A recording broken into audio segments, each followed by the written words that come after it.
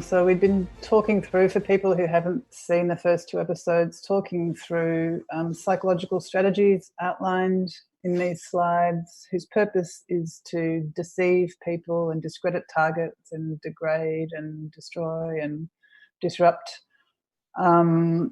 So we were sort of halfway through the second last line here. We talked about the other lines in terms of what they meant around exploiting attention and perception and sense making in order to sort of trick people into believing things and seeing things. And we finished off after talking about the line that describes affect, which is essentially emotion, and the first three boxes instructing GCHQ staff to create stress, which, we closed the stream and I walked away thinking, that's really quite surreal for me as a psychologist, talking about psychological strategies and literatures being used to inflict stress on people. And I mean, most psychologists who are practitioners spend all their time trying to counteract stress and reduce the negative effects of stress on people. So here we are doing the opposite. So it comes back once again to the deeply unethical and harmful nature of these practices, and the misuse of psychological strategies. At the beginning, Susie talked about it being the weaponization of psychology, and these three boxes really sort of point to that.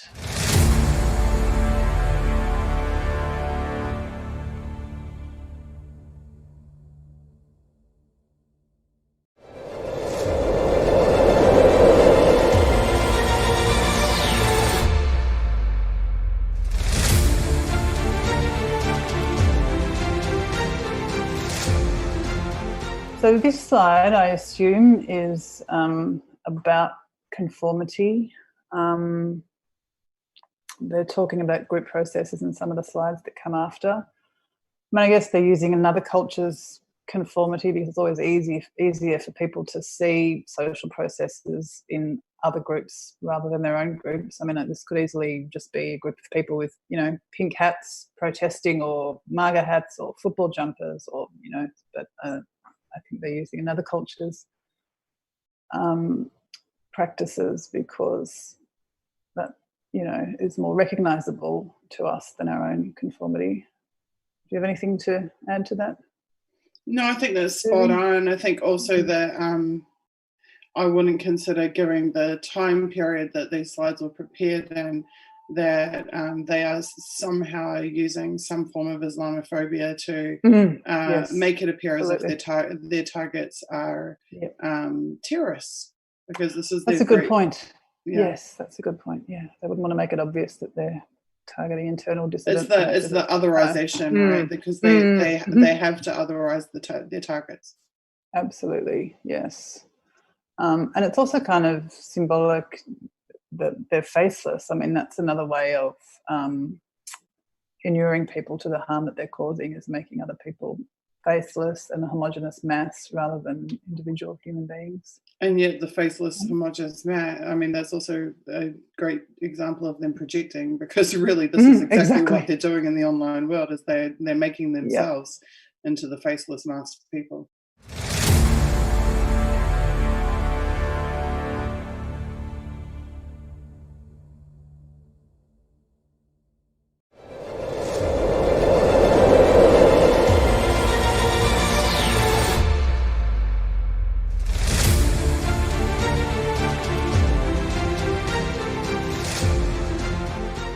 What I've seen in activism movements is that every group starts with an outward focus and an outward objective. The world is in crisis. Why? Because of the banks, because of economic inequality. We want to do something about that. We're going to take action. We're going to this, that, or the other. It's an outward focus, and the whole group shares that focus. That's what's brought the group together. What infiltrators and saboteurs and intelligence agencies do is try to take that outward focus and turn it inwards. So all of a sudden, you're not talking about the banks, you're not talking about economic inequality. You're talking about, did Tom, Dick, or Sally say whatever to who, or should have done that, should have said that, should have whatever, or why didn't they this, why didn't they that? That's the point at which the intelligence agencies are winning. is that you're not talking about your issue. You're not talking about what you're going to do about that issue. You're now talking about each other. Mm-hmm. Exactly. Yep. So get above the mosh pit and get out of the us versus them mudslinging. Yeah. I think it can be as simple. Yeah. It can be as simple as remembering what brought you in the first place. Exactly. Yeah.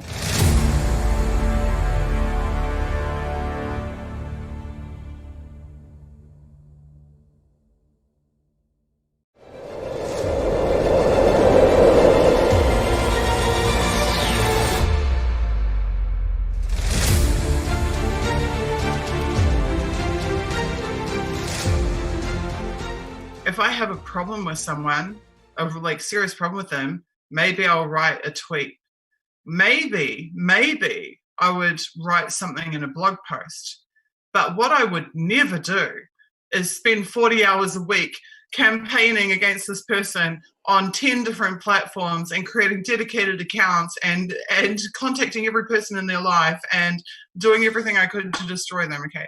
That's the difference between someone who has a genuine issue and is genuinely disaffected because people have personality conflicts all the time, and someone who is an actual disinfo operative who is being employed to attack a target. Their behavior and their conduct and the way they do what they do is completely indefensible by any rational means. There is, in fact, no other rational explanation than that they've been employed to specifically do that, because there is simply no sane person on the planet who would engage in such behaviours or who would be so vociferous about it. So speaking of Wikipedia, I think some people did that. They calculated how much time it would take someone who was supposedly an individual to do all the edits that they were doing. Correct. And it was Philip Cross. more than the waking hours any individual would have available to them. Exactly. And when someone is producing smear content on a scale that would literally require 40 hours a week to perpetuate it, then that tells you a lot about that person, if that person does in fact exist, which I think in many cases they actually don't.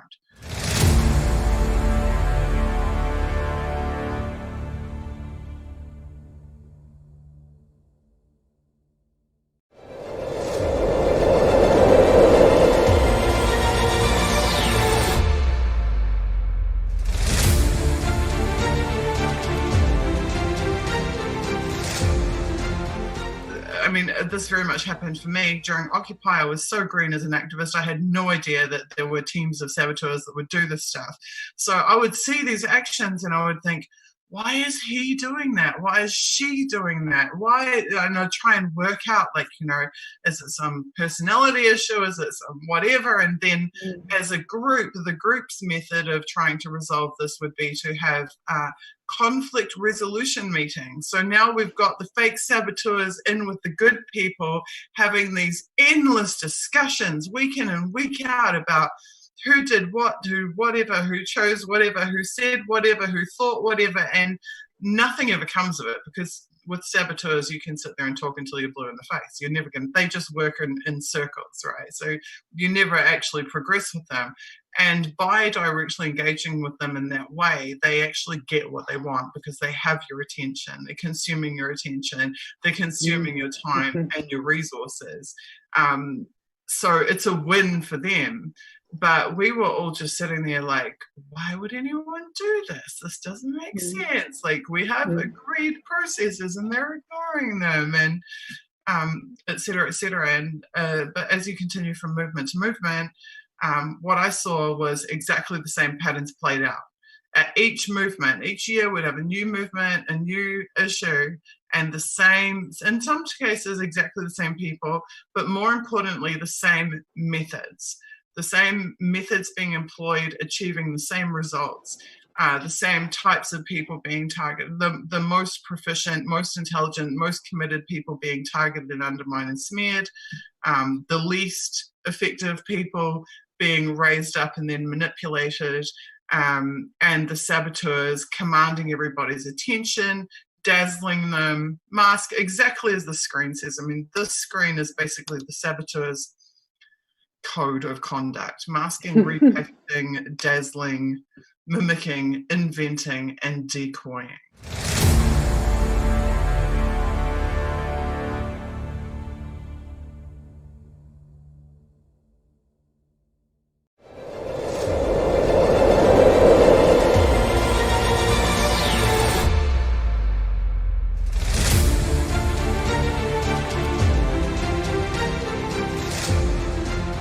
Even if someone is a saboteur, even if they are an informant, even if they are on payroll and they've been assigned to come and destroy your group, the time that you spend engaging with them and others, trying to explain and sort through whether they are or aren't, and trying to dig up and research and whatever else, and trying to prove it, trying to work out an effective strategy for dealing with it, you've just lost 3 months, 6 months, 12 months of activism time.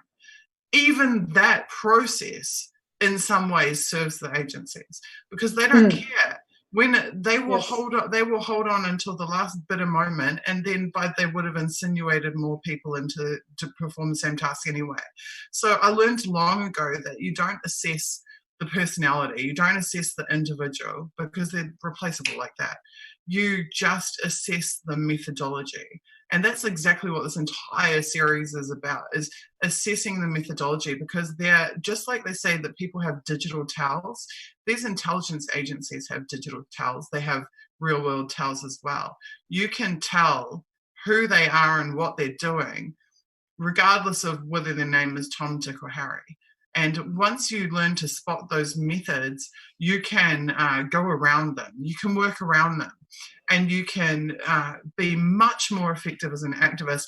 And you save yourself the emotional trauma of having to deal with these people. You actually, you are rewarded with the fullness of your time and being able to better achieve your goals by sidestepping these people.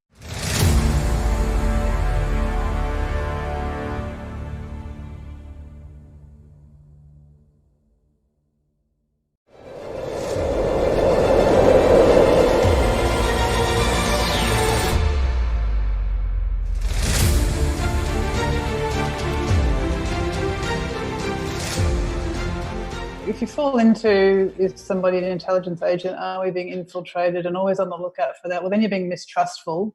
And if you see it everywhere, then you're denying yourself the ability to form bonds with, other people who are genuinely on the same page as you. And then that's a win as well. If people came away from, say, this series being mistrustful and seeing infiltrators everywhere and having an us versus them mindset, well, it's important to step aside from that. And I agree with you entirely. In the case of WikiLeaks, we don't have to ask, are there agents, are there whatever? I mean, they announced it in 2010. There's a Pentagon manhunt for Julian. Like, we know this. They told us they're going after the organization. They've told us time and time and time again. So you can assume by default, absolutely there are, and there will be infiltrators from a whole range of agencies. There's from the intelligence agencies, there's subcontractors, there's private intelligence companies that want to get information out of the movement so that they can go and sell it to the intelligence companies. That's how they work. They literally create spreadsheets and then go and sell the data to the intelligence agency. So yes, it's happening, but we don't need to obsess over who. I guess I'm saying incident. I'm saying a good way to resist it, I think, is to really resist any us versus them mindset, whether it's us versus intelligence agencies, newcomers versus old hats, left versus right, people versus lawyers. I mean, there's just so many lines along which you see constantly efforts to fracture. And if you ever find yourself falling into an us versus them kind of mentality, I'm encouraged to step aside from it, because that's probably the most readily exploitable and the most readily sort of activated human vulnerability that we have.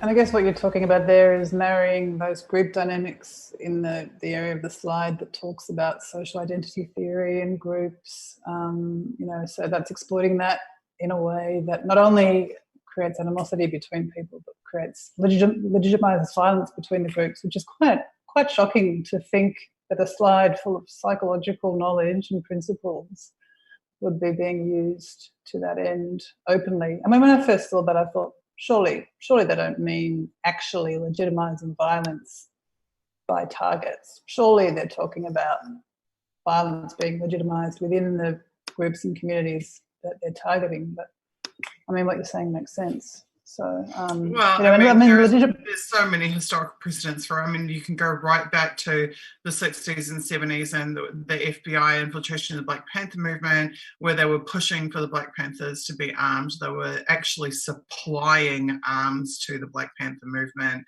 You can go to No NATO in Chicago more recently, 2012, I believe, where they were again trying to arm protesters, where they were supplying them with Molotov cocktails, where, I mean, there's a long history of particularly FBI, but certainly other agencies as well, supplying weaponry and pushing for violence and legitimizing violence. And I just see it as having become more and more rife, not just in those specific operations, but societally and culturally at scale. And you see it in the narrative and what and in what it's okay to say.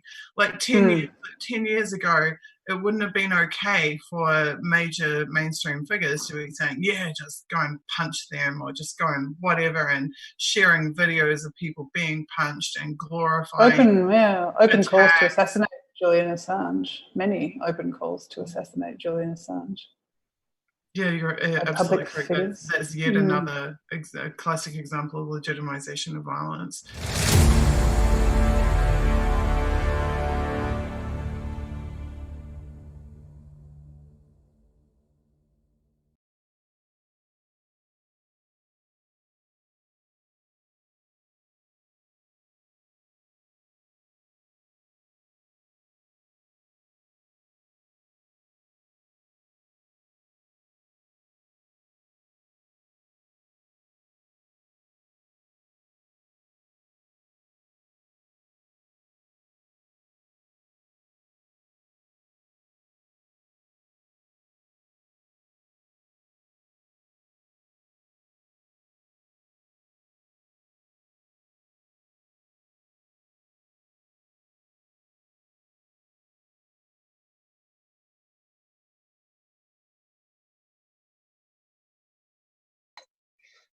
Okay.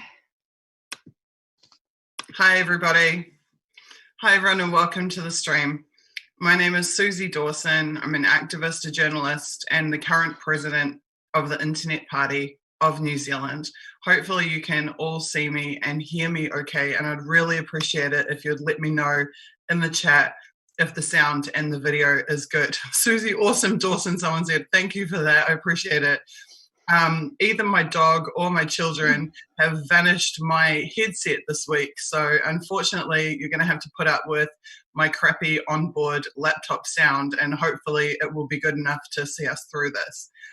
This is the 10th episode of Opening the Five Eyes, Exposing the Spies, which is a series of live events that I've been doing in support of my hashtag One versus Five Eye campaign.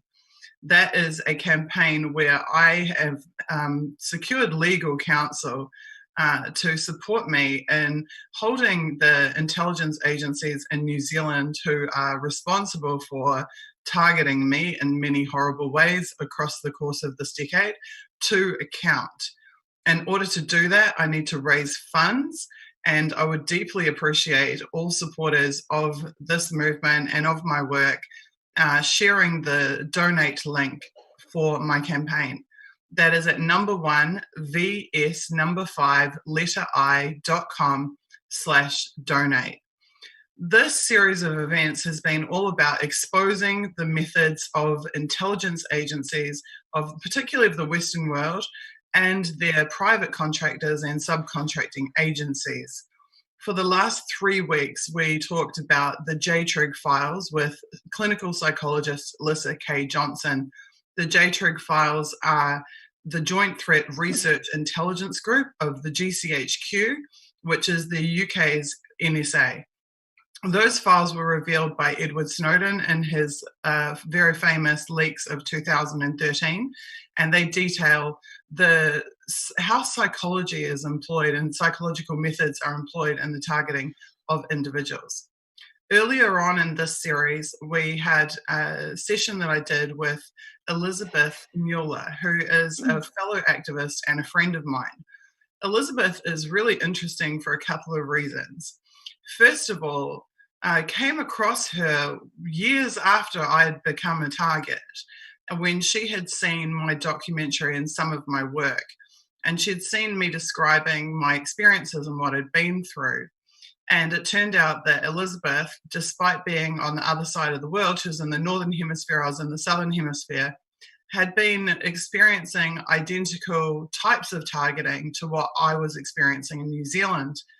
But furthermore, she had also been engaged in exactly the same type of campaigning as I had. I was working against the TPP in New Zealand on the TPPA No Way campaign. Elizabeth was working on the Stop the TPP campaign in the United States of America. Now, she didn't know me. I didn't know her. We were on opposite sides of the globe, but we were doing the same type of work and we were experiencing exactly the same types of methods of targeting. So she and I became friends over the course of the years and eventually began working together too on some of my campaigns, and our activism efforts really merged.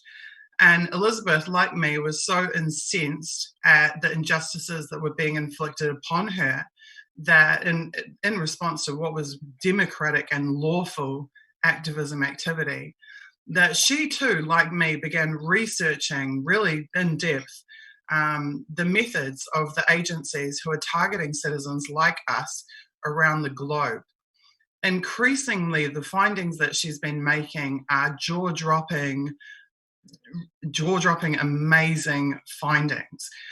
She has been studying manuals of the intelligence services. She's been studying research materials around how surveillance is conducted, who it's conducted on, and really just doing work that is very much in line with the purpose of this campaign, which is to educate the public about what is going on, supposedly in the name of protecting us, and really what's being done to targets, who it's being done by, and that it's all being done on public funds, that our tax dollars are being abused to target individuals who are not a threat to the public, but who are a threat to, or are seen as a threat to, the supremacy of the intelligence agencies and their ever-expanding empire of targeting. So I've asked Elizabeth to come back again tonight because this is going to be the final episode in this series. The reason that tonight is the final episode is because a couple of months ago, I reapplied for asylum here in Moscow in Russia. This Wednesday, in 2 days' time, a little bit over 2 days' time, where I am right now, I will finally have a response, an answer to that application. And whether it goes my way or doesn't go my way, either way is going to materially change my situation. So I can't guarantee that I'm going to be around here next Sunday night or in the following weeks. So I've decided to wrap this at 10 episodes, and we'll wait and see what comes my way this week. And I'll reassess my position and see what I'm able to do going forward. I very much hope to continue my work, but I have no guarantee of it. So we're wrapping this particular series tonight. So I've asked Elizabeth to come and to bring us a deluge of her work and findings, and she's put together an amazing presentation for us. Elizabeth, can you hear me? Do you want to say hi? Hi, everyone. Hi. Don't be fooled by the sweet voice and the beautiful face. She's got a great brain, and you're about to find that out for yourself. So, Elizabeth, if you want to screen share and take it away, let's jump straight into the thick of your research findings and just discuss as each slide as you go through them. Okay, thank you so much for that introduction. And I hope a little bit louder, please, because I can't. Oh, okay. I can't hear very loudly. Hi, everyone. Thank you so much. I'm Elizabeth Mueller. activist and researcher. Okay, but I'm not a technological genius, we found out the other day. So I'm gonna really do my best. We'll get started. We're gonna do screen share, and I can do this. Let's see. Okay, can you see that? Oh, yep, I can see it. I'm gonna move that. I'm gonna move that over and full screen. Let's see, where are you? Full screen. Play. Is that better? Is that good? Ooh, I can't hear you when that happens. That looks fine. No, I muted it so that I didn't have your voice feeding back through the mic. Oh, okay. All right. I'm trying to move this little. That's great. You're good to go. Okay. All right. So I got to put on my glasses, you guys. I don't know if you can see me in these glasses, unfortunately. Okay. I was inspired to look up military manuals, and all I did was one of the things that I like to do is take words, just sort of these words, and plug them in and see what comes up. So this time I chose tradecraft, and I put in tradecraft manual and military, and this popped up. What it is, well, first of all, before I get started with this particular manual, the manual all deals with confidential informants, and it's a UK manual. And so before we get started, I just wanted to talk about the incentive that confidential informants have to really participate in these programs. As you can see from this slide, there's a large incentive for confidential informants to sign up and do whatever Five Eyes government security agencies demand of them. In USA, confidential informants can make more than $500,000 per year, which I think is crazy. And then when I read even more about it, there's some people that make over $1 million a year. Sometimes in the U.S., in America, the U.S., like for instance, the FBI will promise a percentage of the net value of any property forfeited as a result of the investigation. So there's a lot of incentive for people to participate in these programs. Also, another thing that happens that I've read about is that they will find people who have broken laws and been arrested, and then offer them a break in their sentence if they participate in these programs. So, okay, now we'll get started. Just a little quick background. I don't usually like Wikipedia, but I thought this was good for, just an overall summary. The Special Demonstration Squad, SDS, was an undercover unit of Greater London's Metropolitan Police. And it was used to infiltrate British protest groups. It was primarily aimed toward activist groups. So I was very interested in this manual for this reason.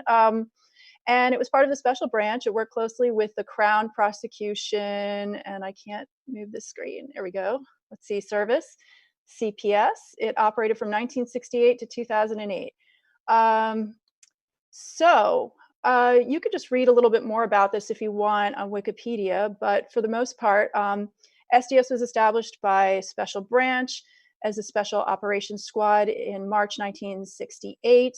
And basically, all I want you to get from this is that it closed in 2008, but it's been now taken up by the National Domestic Extremism Unit, and I'm questioning whether that is very similar to what we're going to be studying today.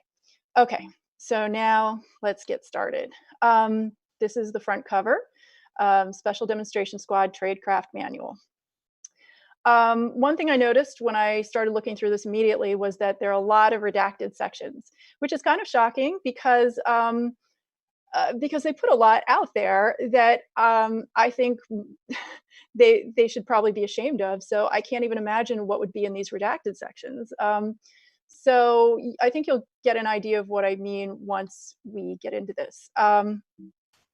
Okay, so just to let you know some of their tactics. This special demonstration squad uses dead children's identities to develop confidential informants' identities. So they usually like to pick people, children between the ages of 8 and 14. And I guess the reason they like to do that is because there's not going to be a lot of an electronic footprint out there, job history, mortgage payments, etc. So they try to find people, or try to find children, really, and steal their identities. And I'm just reading through this. Let's see. Once they find this record, they check both the birth details and also the death certificates. And they usually, I'm not sure if it's in the slide, I'm sorry, my eyes are a little bit bad, but what I was reading in the manual, it may not be exactly on the slide, is that they usually put a hold on the name for about 4 years. They kind of squat, like almost like eminent domain on a name, and then they develop a whole world around this. And often it's, when they reappear as this person, it won't even be in the same hometown. They'll have a completely new manufactured life just based on these names. I don't know if you want to, at any point, Susie, if you want to say anything, you can jump in. I don't know if you wanted to say anything about this, but I'll just keep going. Anything? Sure, I'll jump in if I've got anything to add. Okay. So target groups include pacifists. I thought that was really kind of amusing, actually. But anyway, here is a list of some of the groups, activist groups, that this particular squad like to target. Anarchists, animal activists, environmental activists, pacifists, non-aligned lifestyle libertarians, single issue campaigns, Irish. I don't know. Are they just targeting all of Ireland? I'm not sure. But there's one that's redacted, militant, anti-fascist, the right wing, and SWP. I forget what that is. I looked it up, but forgive me. I don't have my notes in front of me, but we'll look that up at some point. But it just gives you an idea that even these groups that are traditionally very peaceful, they want to go spy on them. So okay.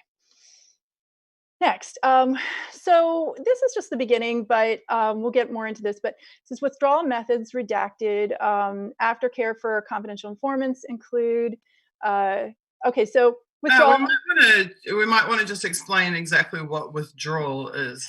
Yes, I was thinking about that. Okay, so withdrawal is what happens is a confidential informant will make contact with their target, and they will develop a relationship.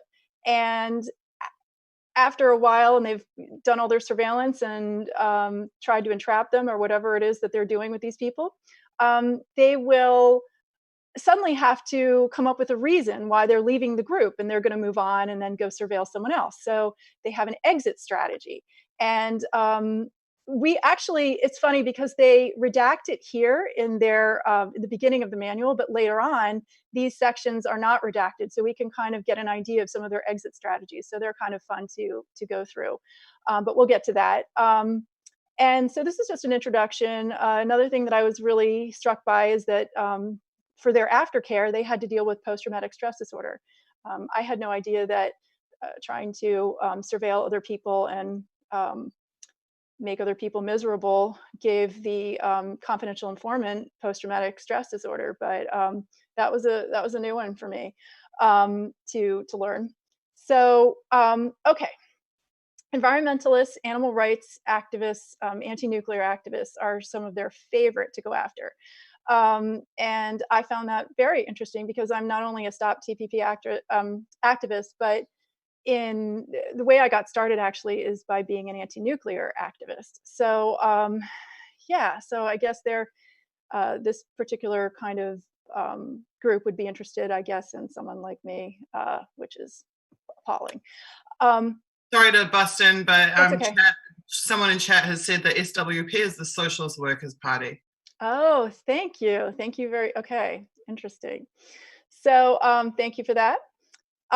Okay, so police undercover operations. Disclosures in recent years indicate the environmentalists, okay, we just went over that. And this can take many forms of an inconspicuous stranger who turns up to help at a demonstration, to train deep cover operative who may spend years working inside a target organization. These operations can be launched locally by a police or sheriff's department. So what I found interesting about that was, just that, I mean, it makes sense to me because I've been to a lot of, demonstrations when I was younger. And, you always will get these weird people that will show up and just start trouble. And you never really know what they're doing there. They're always trying to oppose you, or they're overly curious about your life. And you always look for, in almost every activist group I've ever joined or demonstration I've gone to, somebody who's kind of a little bit off. And so it's interesting that they have both short-term and long-term operatives. But it's also interesting that the police are, local police are heavily involved, and that they're willing to really put in time inserting themselves into activist lives for years at a time. And this will become very interesting because we're not just talking about confidential informants who become friends with activists. We're talking about confidential informants who become sometimes sexually involved with activists. And so also called spy cops.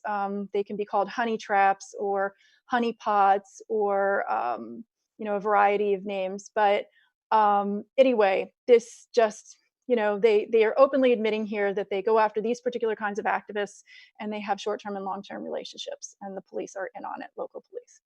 So here, the infiltrator. Police departments and private firms like Pinkerton and Burns, I should look them up at some point, but send in solitary surveillance agents. Federal and state agencies send in undercover agents with backup teams. So when you get to the state level and you get to the federal level, then you're going to see whole groups of people.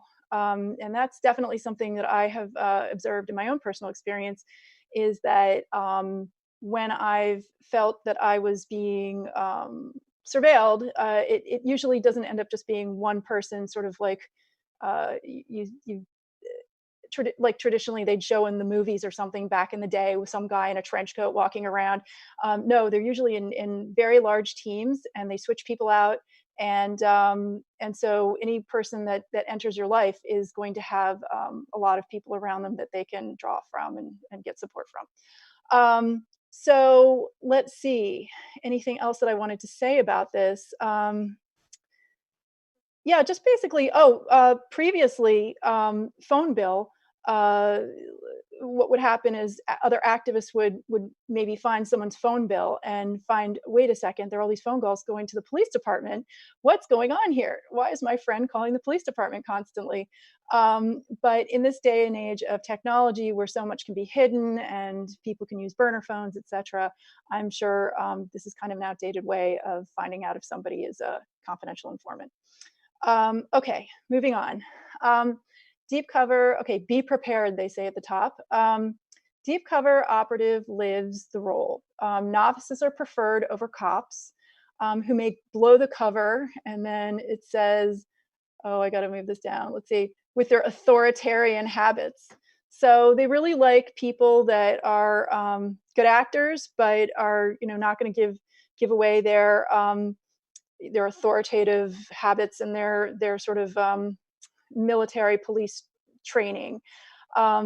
So like I said before, that can often be somebody that's been arrested for something like maybe a drug charge or something, and they have them work off their prison sentence by working for them.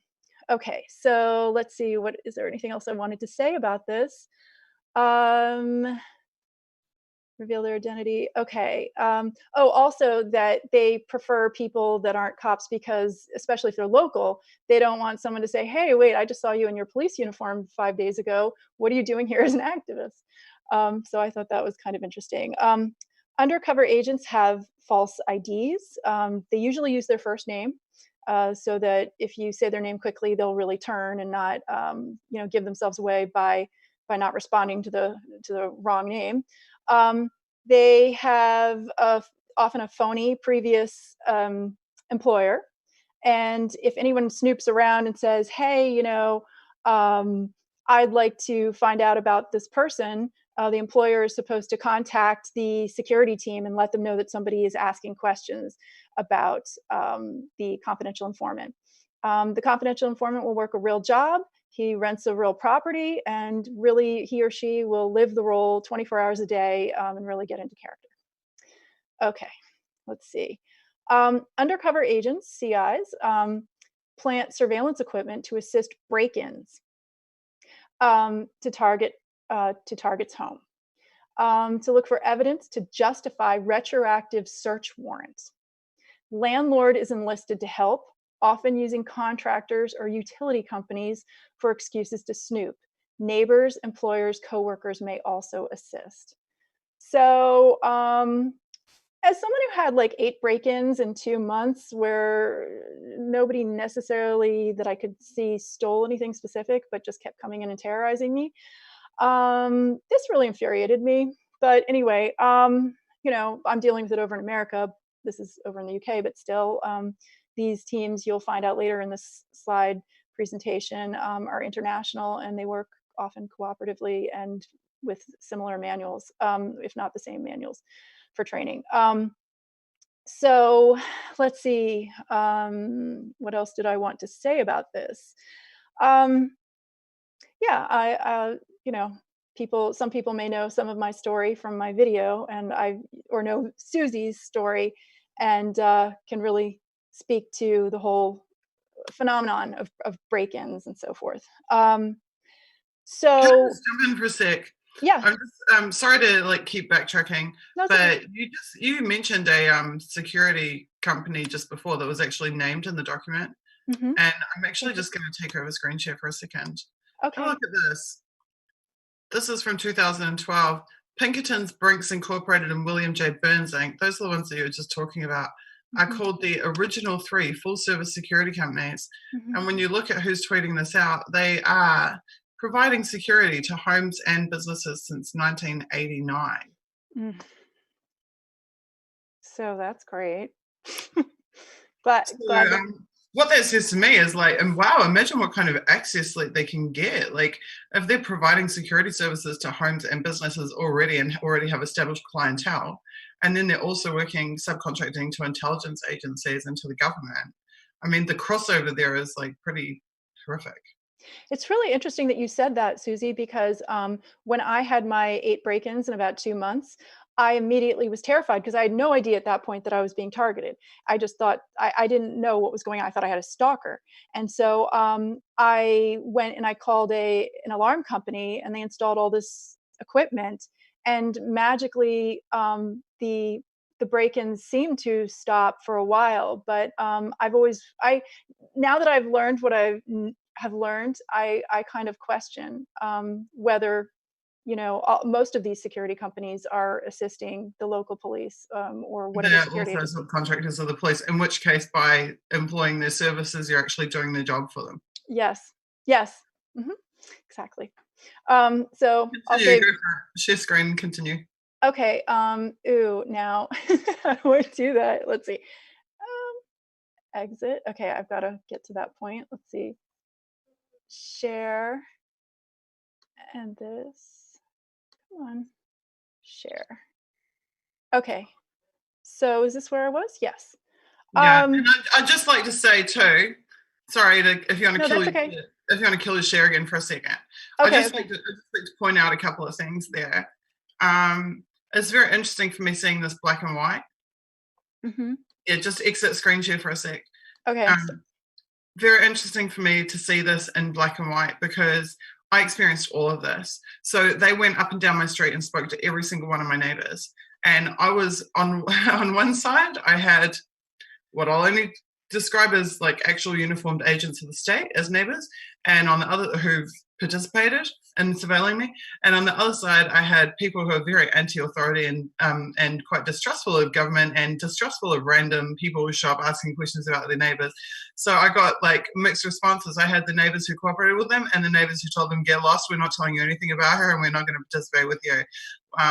So absolutely, they'll go to every person in your street. If you're a target, they'll go to all your neighbors. They'll try to get your neighbors to cooperate, to participate. They basically recruit them to be like proxy security forces, the people who live around you in your community. And they will tell these people horrific stories about, because they can't go to them and be like, yeah, she's against the TPP, and so therefore we're trying to ruin her life, and can you work with us? So instead they'll go to them and be like, she's a like suspected child pornography distributor or drug dealer, or like some horrific lie, so that people are like, oh yes, of course I'll help to investigate her, because people take it at face value. They don't, mostly, unless they know better, mostly they will actually believe someone. And especially these guys, a lot of them are ex-cops or law enforcement, or they'll present as police or present as an authority figure. Then you'd be surprised at how many members of the community actually will go along with them. I know also that they were interfering in my children's schools and other places in the community where we were active or had a presence. Also, what you say there about the utility companies, I had guys, and actually a man and a woman, show up in white overalls, unmarked white van, claim to be from the power company, want to interfere with my smart meter, letting themselves into my garage, tinkering with my electricity smart meter, changing frequencies on stuff. They had literally a frequency reader, and the woman was calling out frequencies and the guy was making adjustments to my smart meter. So all of this is textbook. I think, I'm not sure if you've got to it yet, but I was looking today at your presentation, and there was a part where it was talking about trash collection. Mm-hmm. And it said you can either directly take the trash from their premises, or you can collect it from the normal collection truck. And I remember driving around the corner from my house and seeing the trash truck, the actual council trash truck that picks up everyone's trash, parked on the side of the road, with a second trash truck parked in the middle of the road next to it, and they were transferring over select bags of trash. Like, having just collected my trash from my street, they were actually they were picking out bags and passing them to a second truck. And so this is all stuff that is going on all of the time, unfortunately. Yes.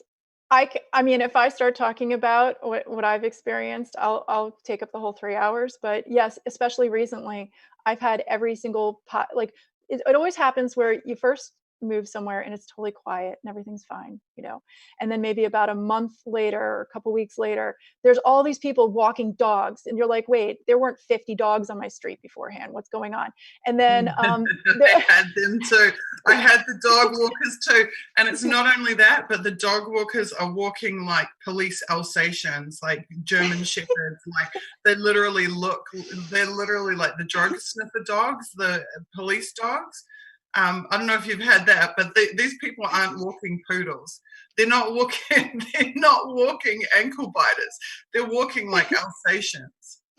I don't know. I mean, I haven't examined the dogs really up and close and personal. I just thought, I arrived in the dead of winter, and then all of a sudden there are just a million dogs in the neighborhood, which I knew hadn't been there. It's like, did the dogs not go to the bathroom for the first month? What happened?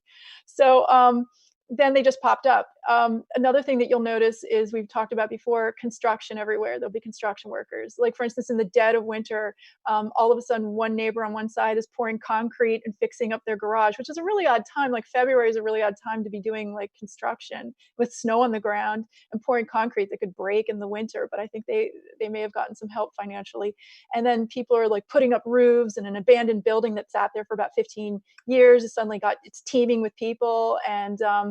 And then recently, where I'm staying, there'll be like, a million UPS trucks and FedEx trucks and utility trucks, and they'll come out for stupid excuses, and pest control comes out every 5 days or something, or like once a month, and keeps messing things up. And then your landlord keeps being like, I'm going to take out the air conditioner. Do you mind? And I'll be like, oh, we can do it after Tuesday. And he's like, oh, I just went in anyway and did it. And you're like, I didn't say you should be doing that when I'm not there.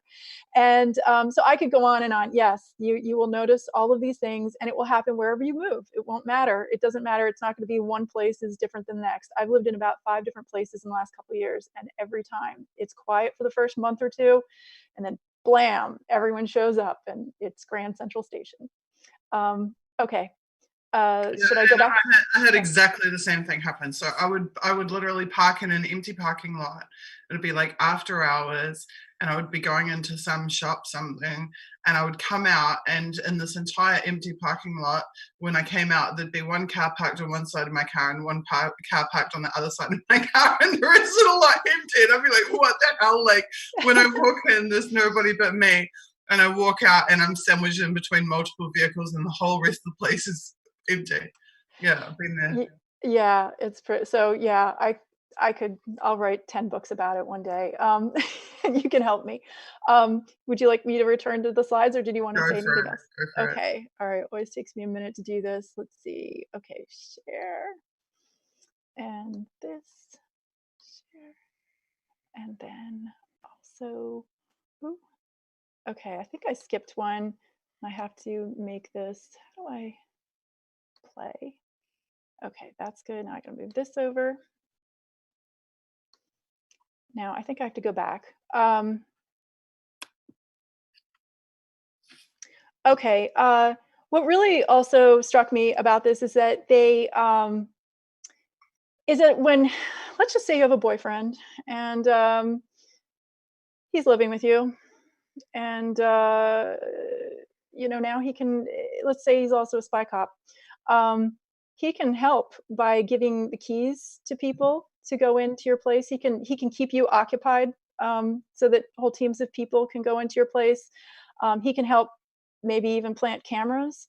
And what's really infuriating is that they're not supposed to be doing this. It seems from this manual. What they do is they plant the cameras, and then they look for something to justify having the cameras there, so they can get a warrant retroactively. So, and this is what we see with all of the surveillance legislation. Mm-hmm. So the surveillance legislation is always retroactive. So these guys are coming in and doing whatever the hell they want, and then they're going, oh, okay, actually, this isn't entirely legal. So right. Then the process begins legalizing, retroactively legalizing the practice. So mass surveillance is the biggest example of that, where mass surveillance was being employed around the world before there was any legislation to support that activity. So rather than there being an accounting for the illegal activity, they just seek to make it legal. Right. I think they call that parallel construction. Is that what they call it? Parallel construction is where they know a piece of information as a result of spying, but they can't admit that it was spying that brought them that information. So they try to find a second way to establish that information and then pretend that that was how they knew it. Okay. There's maybe some overlap, but that isn't specifically. Okay, interesting. But I thought one thing that was interesting in this manual is that they, the manual gives advice to the confidential informant and also warns them and says, look, because they're paranoid themselves about being spied on. So if the confidential informant has their own little apartment and they have their own, you know, and they're just living the role, they've been warned to ask for ID from the utility workers, and to stay on good terms with the landlord, because I guess they could get spied on too. And to, they also talk about, you know, there's some kind of thing with a phony lawyer situation where, like, if they, I don't know, I think this is it, where if they ever, yet another undercover role is that the phony lawyer who contacts the suspect before the shock of arrest wears off. So like if they got arrested for some reason, like let's just say the confidential informant's down at a demonstration, they're warned that if they, you know, to be very careful if they get approached by someone who's a lawyer, you should ask for ID. So I think these are good suggestions for all of us as activists too. If it's, you know, good for them to protect themselves, maybe we should consider these things too. Absolutely. So let's. We just did one other great comment that I wanted to address in chat.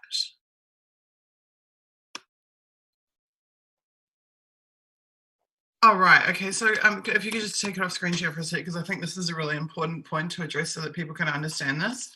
Okay. So, yeah, you need to exit screen share. Okay. So somebody just said, which is, I mean, I remember thinking this myself when this was happening to me. Someone just said how crazy it is that they spend so much money and apply so much resource to targeting a single individual. And I used to think the same thing. I used to think, like, for them to have these teams of people literally stalking me every single day, like, that must cost a freaking fortune. Like, how do they justify this? You know, why are they doing this? And then eventually, as I studied this over the years, I began to understand, and I talk a bit about this in my 2016 documentary, which is called Diary of a Person of Interest, if you look that up. And that's that what happened is that the functions of the intelligence agencies got privatized. And when those functions got privatized, that introduced a profit motive into spying, because private companies need to make more money this year than they made last year. And they need to make more money next year than they make this year. And how they make more money when you're a private surveillance company, private intelligence company, is by having more targets and employing more staff to target them. The more staff you have targeting people, the more money you make. The more targets that get sent to you by the government agencies, the more money you make. So it's a growth industry. Like, the amount of people who are being targeted in 2011, when I was first targeted, is less than were targeted in 2012, is less than were targeted in 2013, is less than are being targeted now in 2019. This is a growth industry. And for it to keep growing, it needs more targets and more spies. So until we stop it, this isn't going away. This problem is going to get worse and worse. And we have seen this in New Zealand big time. So there was someone else earlier on going, who I guess is new to the series, doesn't know me, doesn't know my work. They were saying in chat, and it was being combated with facts really well by some of my regulars, so thank you for that, you guys. But they were saying, oh, this girl is just paranoid. You know, this girl thinks everybody's following her, blah, blah, blah. Well, when I was first targeted, I only knew cases of activists being targeted. I was an activist, I was being targeted, other activists were being targeted, maybe some journalists were being targeted. When I made my 2016 documentary, I talked about this expanding privatization and profit motive and spying and how more and more people would be targeted. I didn't realize how soon that would happen. So in 2018, there's a State Services Commission report that came out in New Zealand, and it proved that up to a dozen government agencies were sending target lists to private intelligence agencies to have them surveil and stalk New Zealand citizens. Now, I anticipated that that would be activists and journalists, and sure enough, it was activists and journalists. What I didn't anticipate is that it turned out that not only were they, I mean, this is confirmed now that they were doing this in New Zealand, targeting activists and journalists, but not only that, they were targeting state insurance claimants. They were targeting people whose houses had been destroyed in an earthquake, who had made insurance claims.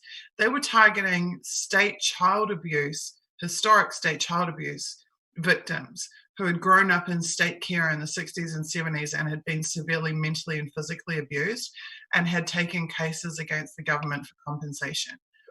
They were targeting people who are not activists, who are not journalists. They're targeting anybody who crosses paths with any government agency in a way that that government agency doesn't like, or that inconveniences them, or that is a risk to their reputation.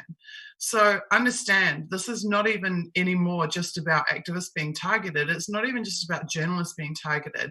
It's about any single person who has an issue of any description, might be purely financial issue, like the insurance claimants. They're not political. They're not even taking on the system. They're just trying to get compensation for their house being destroyed in an earthquake. And they're having teams of for-profit private surveillance companies and intelligence companies raking through their trash and stalking them down the street and sabotaging their life and their relationships and messing up their relationships with their neighbors and in their community. So understand, this problem is going to get bigger and bigger and bigger. More and more and more people are going to get targeted until we band together, educate people, and stop it. So it's not, to that person who is saying, I'm just paranoid, you don't have to believe what I say. You can go and look at the 2018 State Services Commission report, and you can see for yourself that this isn't theory. This is fact. the agencies have admitted that they were doing it, and they've admitted who they were doing it to. So by all means, disbelieve me, but go and check out what has actually been going on, because this is a really big problem, huge problem. Sorry, go ahead, Elizabeth. That's okay. No, I completely support everything that you're saying.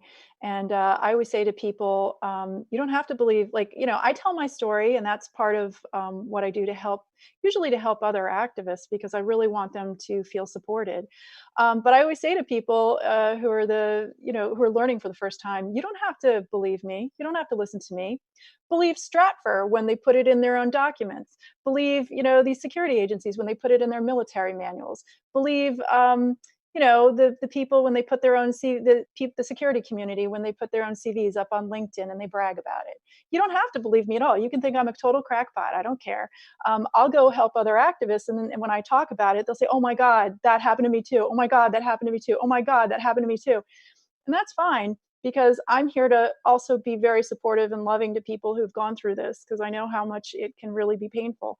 But I also do my research, and I make sure I bring it to the table, and people can then look at that.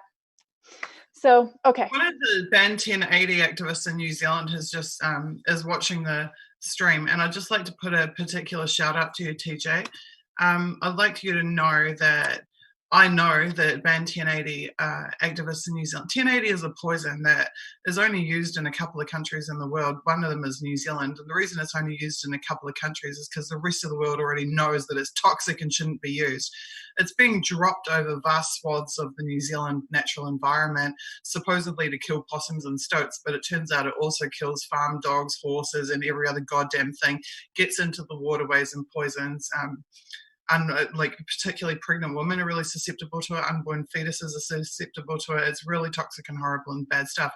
Activists in New Zealand who've been taking action on that issue have been smeared, have been called every name into the books, and have been targeted by intelligence and security services.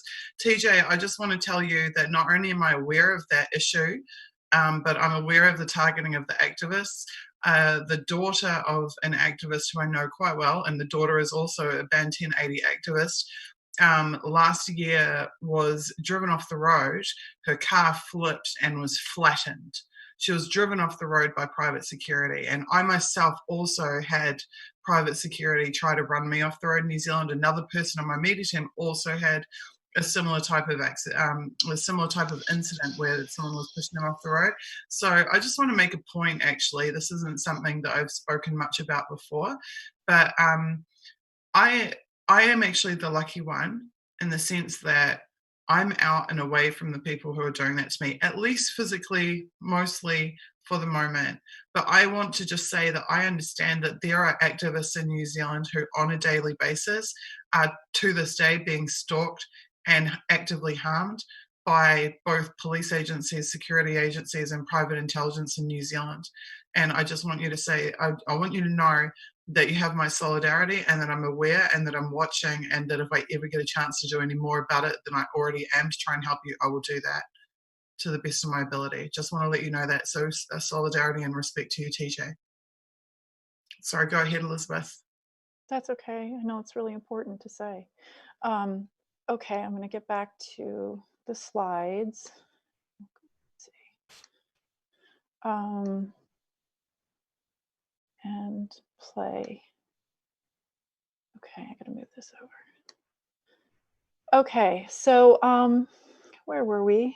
We went over this. Next. Okay, confidential informants often wear wires, and they try to take you to places that are already rigged with surveillance equipment. If they somehow get you to say something that they really want to get recorded, they will sometimes redirect you to the area where there's equipment and try to prompt you to say it again, I guess. There will be night recordings, which is kind of interesting to me.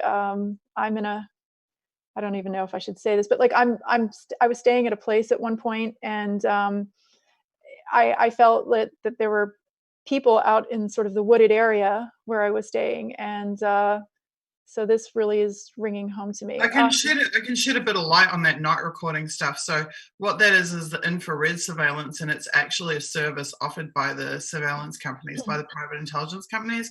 I know this because we actually managed to get copies of the infrared surveillance that was done on the Occupy movement. So what they were doing is they're waiting till night, and then they're using infrared to count the bodies inside the tents at the occupation and to monitor the movements.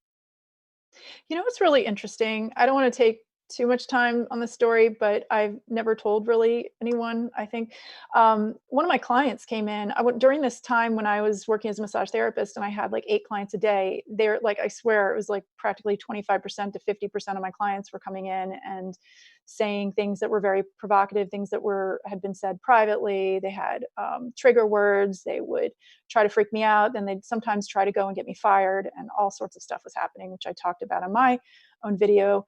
Elizabeth Mueller targeted activist. If you want to see more of that, you can see that on my YouTube. But anyway, and at one point I was getting fed up. And so I would sort of speak to them in a similar fashion where they'd say, they'd sort of act in passing and say, oh, you know what I just did? I just bought this particular shampoo. And it would be like the one I just bought and was sitting on my counter. And then they'd be like, oh, you know what? I just almost took this job. And then I ended up not taking it for this specific reason. And I had just written an email about accepting a job at this particular company for this and not accepting it for this particular reason. And so like they were doing a lot of sort of, I don't know what you'd call that, just like reflecting back things that I had done. And so I was saying things like, oh, you know what? I really read this article, and it's about these weird groups that go around and they try to, harass people at their work. And I don't know, I think they're called surveillance role players or something. It's so weird. And then the person would kind of straighten up a little bit, and depending, because I did this a couple times.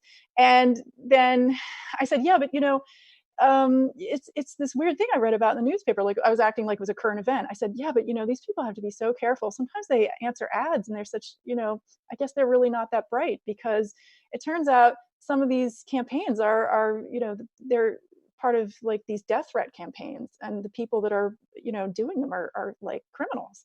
And this woman got a little bit worried. She looked worried, and she ended up kind of asking me more questions and saying, well, what do you mean? I said, I don't know. They advertise sometimes on like Craigslist and Indeed, and I don't know, you'd have to read the article, but anyway. And so I kept on going. And then finally, just to try to curtail the story a little bit, she said to me, well, do these groups like, I don't know, ever like try to hire photographers to do like night photography? And she looked genuinely concerned, and she basically admitted to me that somebody, like a friend of a friend, had come to her because she had a photography business and had asked her to do nighttime photography and nighttime surveillance. And she didn't say specifically on me, but she looked very nervous and very rattled, and she left me a huge tip when she left. So I just thought I'd tell that little story. Anyway, so shall I keep going, or let's see? Yeah, go for it. Okay. Electronic recording has become so common. Often police agents questioning suspects openly will wear small recording devices. Let's see, I should probably put my glasses back on. Okay, I think we've pretty much covered this slide. Manual gives directions on how confidential informants can frame targets. They literally say frame in this manual, by recording phone calls and encouraging incriminating people to phone the target in an effort to support conspiracy charges against the leader. Okay, so I don't know if you guys can read that, but I'll just read this paragraph. A pen register may be installed on the suspect's phone line.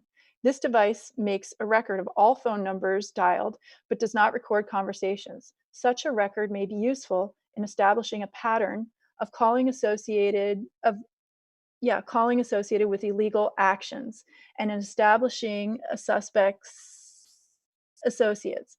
Undercover agents wanting to frame, they use the word frame, a leader with whom have limited contact will encourage an individual against whom they have incriminating recordings to phone the leader merely to establish evidence of contact in an effort to support conspiracy charges against the leader. And then I also highlighted bank records may be scrutinized because I've also had personal experience with that. So anyway, they go over how, again, the bank and utility records are going to be checked. My last presentation with you, Susie, where we went over the IC Watch security communities CVs, and they were bragging about their skills. And the John Kiriakou article that addressed mail covers where they can go through your mail. They'll be doing that. Tracking devices can be placed on your car, target's car. And they say in England, at least at this time period, there was no requirement for a warrant to do all of these things.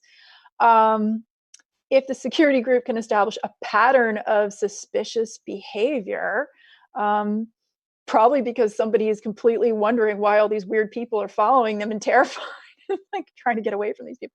But anyway, if they can establish a pattern of suspicious behavior, whatever that may be, which means existing, I guess, then they can get a warrant to increase surveillance, as if like what they're doing already isn't enough. And the FBI has a very good success at getting permission from federal judges based on elaborate and often fanciful conspiracy theories. So they really openly admit in this manual that they can just manufacture, ways to frame you, and they can manufacture excuses to just keep on surveilling you and surveilling you and surveilling you. Until they're practically standing on top of you with a camera. Okay. Anything you want to say about that, Susie? No? Are you there? The thing that I'm really enjoying about this stream so far, to be honest with you, if you can just take it off screen share for a second. Okay, sure. The thing that I'm really enjoying about the stream, it's still on screen share, you need to exit out. The thing I'm really enjoying about the stream, and I didn't think, I had a rough day today, so I wasn't sure that the stream was going to go well, but the thing I'm really enjoying is that because I've got you here able to really drive the conversation, the presentation, I'm actually getting to interact with the people in chat much more than I usually do, and I'm getting to keep an eye on the tweets as well, and there's really, really interesting stuff being said about this presentation and about this series in general.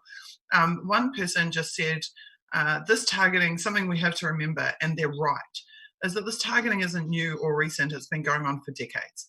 There are people who have been targeted for decades. The difference is the growth. The difference is the privatization, the profit model, and the growth of the targeting and how many people are now being affected by it. But I just would like to acknowledge that person who actually just shared a documentary about CIA targeting individuals from the 1980s. And just acknowledge that, yeah, this has been going on for generations. I interviewed the ex-co-leader of the Green Party in New Zealand when I was still in New Zealand, Jeanette Fitzsimons. It's a very interesting interview. In that interview, I'm actually openly talking with her about the targeting of myself and my media team that was happening at that time, which is interesting because one of the common smears that gets said about me is that people claim that I never talked about being targeted when I was in New Zealand. That's completely false. I actually continuously posted about what was happening to myself and others when I was there. But in that interview, I'm talking to her about what's happening and how severe it is. And she actually references the anti-nuclear activists in the 1980s and the Free Mandela activists. And she says very gently and very sweetly to me in the interview, things actually weren't that great back then either. And that was a good reminder for me that while I've experienced it in the framework of my generation, there are actually previous generations that have some experience of this as well. It's just that, as I said, the problem has grown exponentially. But I just wanted to acknowledge that point. And just on the subject too, we're about the bank records being surveilled. I would reiterate that we know that someone I worked very closely with on the GCSB movement in New Zealand, which was a movement against mass surveillance being performed by New Zealand's version of the NSA.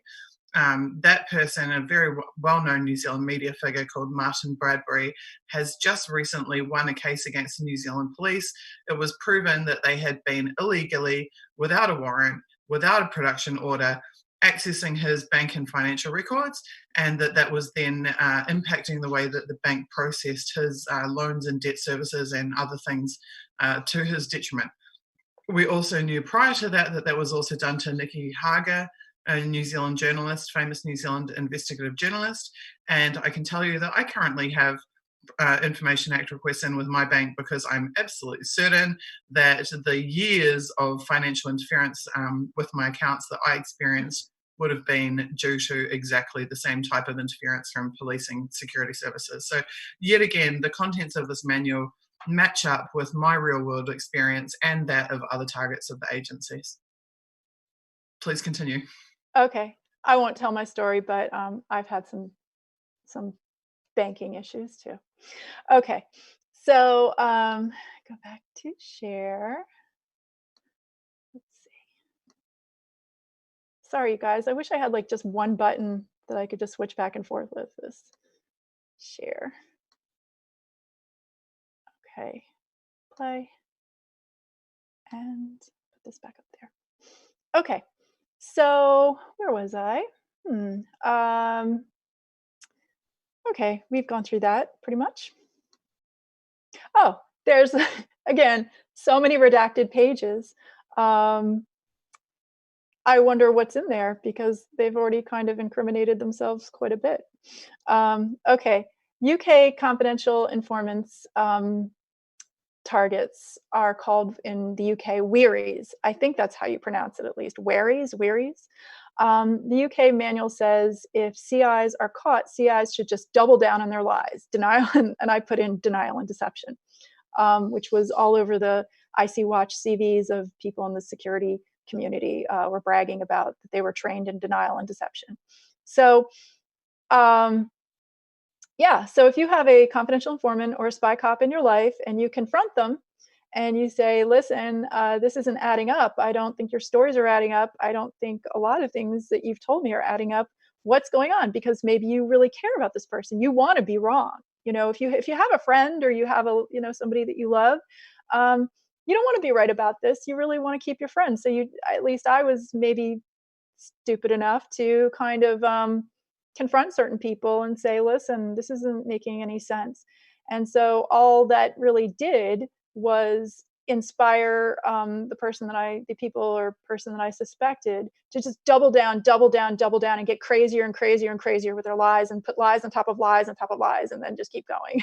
So, it's you can think you have a good friend, and sometimes we can be wrong. It's because we are in an atmosphere where we are being constantly targeted. I wouldn't blame someone if they were fearful, and then occasionally, you could be wrong about someone. But if you start seeing a lot of these signs and strange things not adding up, don't expect the confidential informant, especially if they're getting paid $500,000 to $1 million a year or getting out of a prison sentence, to suddenly be like, you know what, I wanted to tell you I'm framing you for crimes you didn't commit. So they're not going to do that.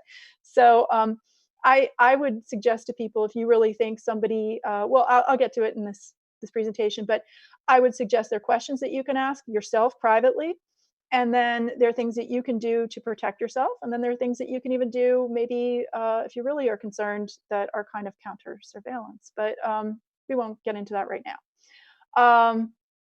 So this manual says that, if you end up being someone who, like if you're the confidential informant and somebody confronts you, it's basically your fault because your story didn't add up.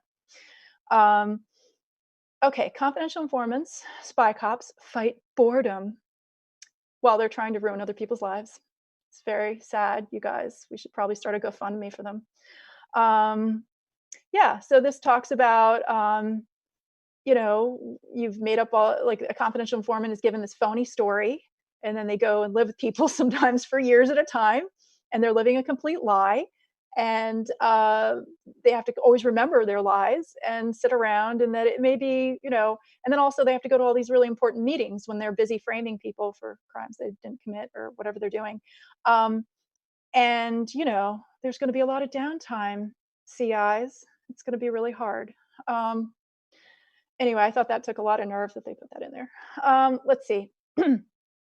Confidential informants advised to leave infiltrated groups as soon as possible if they get discovered, or else they risk being exposed to the media or even severe physical violence. So I thought that was interesting because they recognize that what they're doing is dirty and wrong. And they recognize that, probably not from frail suburban females, but, if you surveil some tough guy, like he finds out, you may be in a lot of trouble.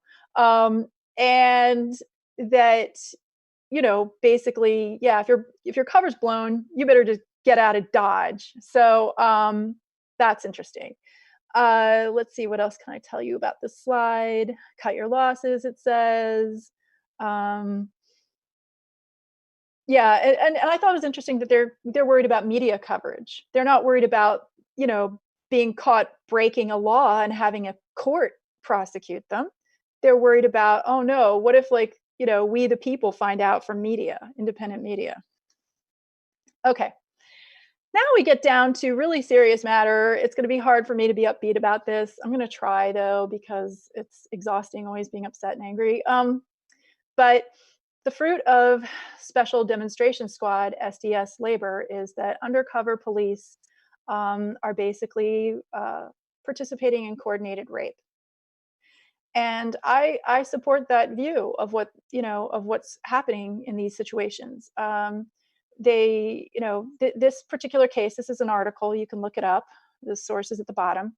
And this guy, Mark Kennedy, he spy copped like at least 3 different women. And, some of these spy cops will end up having children with the people that they're living with for a couple years, and then like abandoning their children. Like it's just disgusting. How this can be legally, morally, ethically, constitutionally, depending on what country you're in, human right. Like I don't know how this can be justified on any level. And if there's any way that I can get to Congress and fight, like in the U.S., this is one of the top issues I'm going to take on and say, we absolutely need to change these laws, and this cannot go on. But you'll learn that the women in the UK are already ahead of us in the US, and they're doing just that. And they've taken these people to court, and it's gone on for years, and it's cost them over $10 million, and it's no small feat. And they still have not reached justice. And in fact, some of these cases are continuing today. But anyway, I wanted to show you this scumbag, Mark Kennedy. Sorry, I'm inserting my opinion here. Let's see, he used all these fake names. Let me see if I go here. So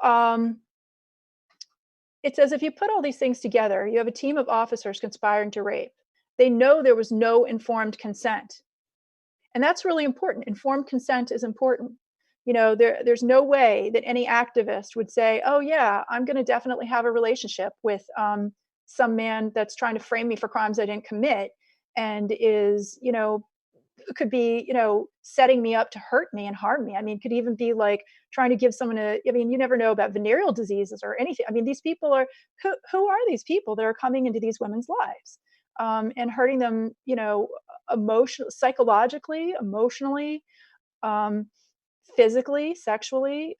This is absolutely outrageous that this is occurring. But anyway, the article says it's the whole gang of them, and there's no other way of terming it for me than a gang. You've got mentors, you've got handlers, a whole backroom team of people monitoring and directing it, would seem, their relationships, their activities. And since the houses are always rigged with recording equipment, particularly cameras. I mean, think of people that are being spy copped, and they're having sexual relationships with these people. I don't know how much more I want to really talk about that on the stream, but I will say, sort of abstractly, that there have been spy cops, I believe, that have even come in and tried to get women's consent and made it part of the sexual relationship to say, hey, don't you want to be videotaped sexually? And let's just say the woman was like, absolutely not. There's no way in hell I want to ever be recorded. And you better never you better never do that. And so, but then if the person ends up disappearing and so forth, and then the person suspected of being a spy cop, it's very disturbing to the victim, because the target, because it seems as though maybe that person was trying to get a recording of consent if they were to get sexual content on that person and possibly blackmail them later. So that's what I'll say about that. Excuse my little outburst. I'm sorry. You can edit out that curse word. Sorry, Susie. Let's see. Where was I? Okay.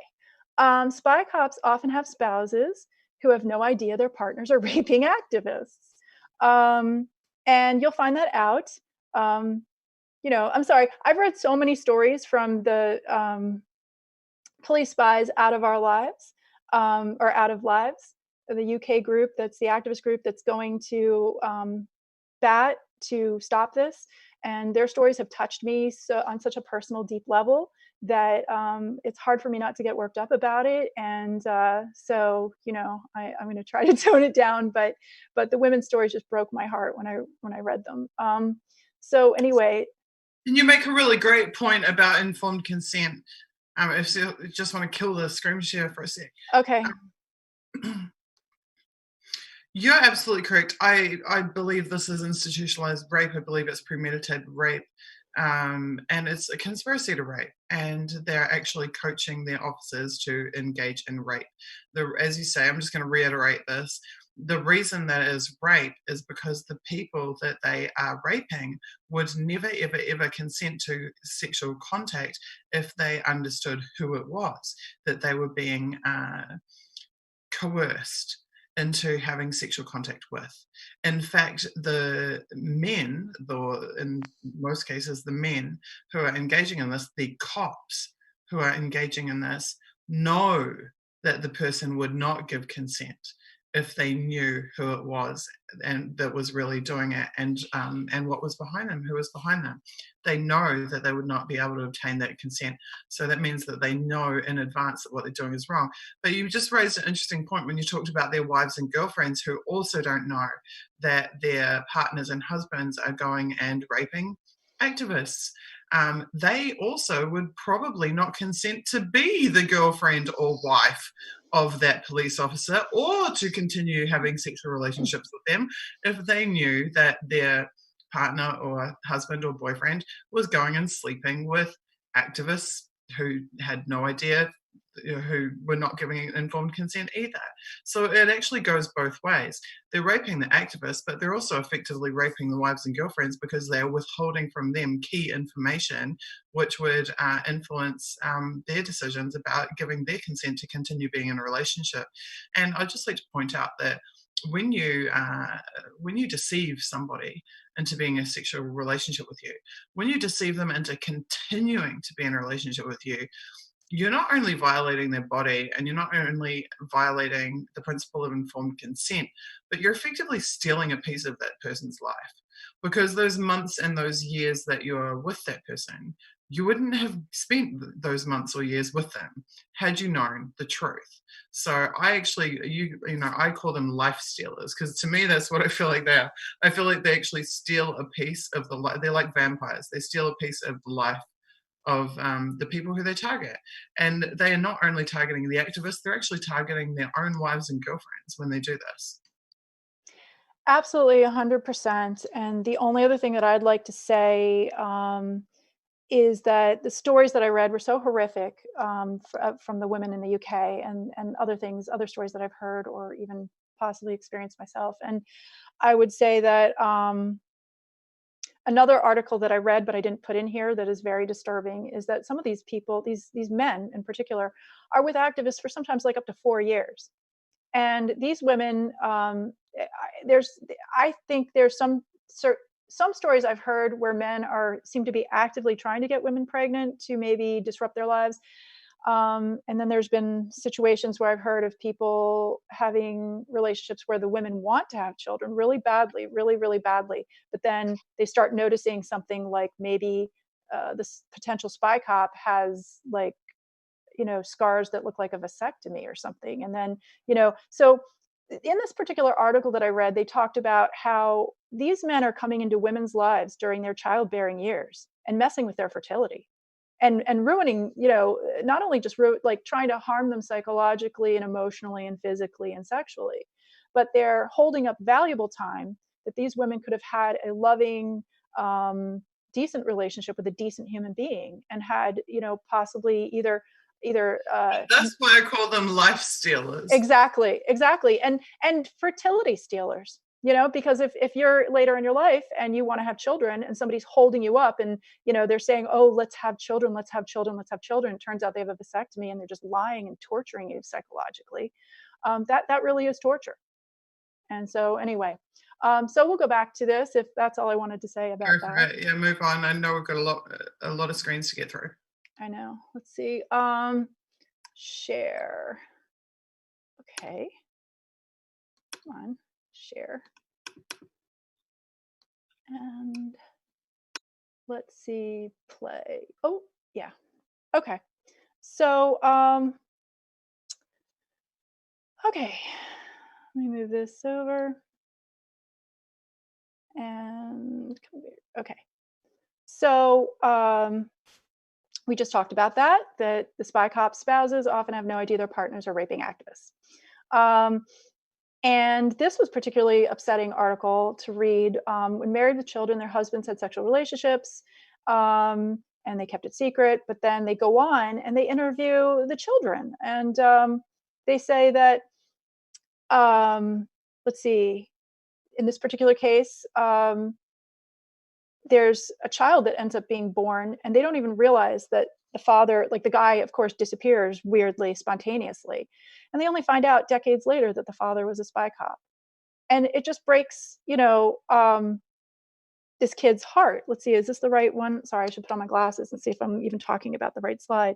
Oh, this is just basically saying that the inquiry has been delayed and many officers have sought legal orders. Oh, this is the best part, is that after these officers have come in, psychologically, emotionally, sexually, physically, raped these women, and sometimes even framed them for crimes they didn't commit, messed up their finances, messed up their lives, left them maybe pregnant or left them, wishing they'd been pregnant, but wasting their time. But like if these women try to later on find out what their identities are, like say even just to find their identity, the man's identity because he has a child and the child wants to know who their real father is, they have these police officers standing in the way of revealing the true identity of these horrible, disgusting monsters. If there's anything I can do in this country to help this campaign, I will. So anyway, here it is. This is what I was talking about. They had a son. Lambert abandoned both of them when he disappeared at the end of the covert deployment. Jackie and the son only discovered the truth by chance more than 2 decades later. The son, who is anonymous, said, "I'm really grateful to Lush for bringing undercover policing back to the spotlight. Seeing, and I don't know how to say this, Javid try and use it to win favor with the police by calling on Lush to withdraw their campaign has really upset me." And I just feel for this kid. I basically, who was it? He's what's his name? He's somebody that has to do with the legal process, but somebody important basically had said, we're gonna.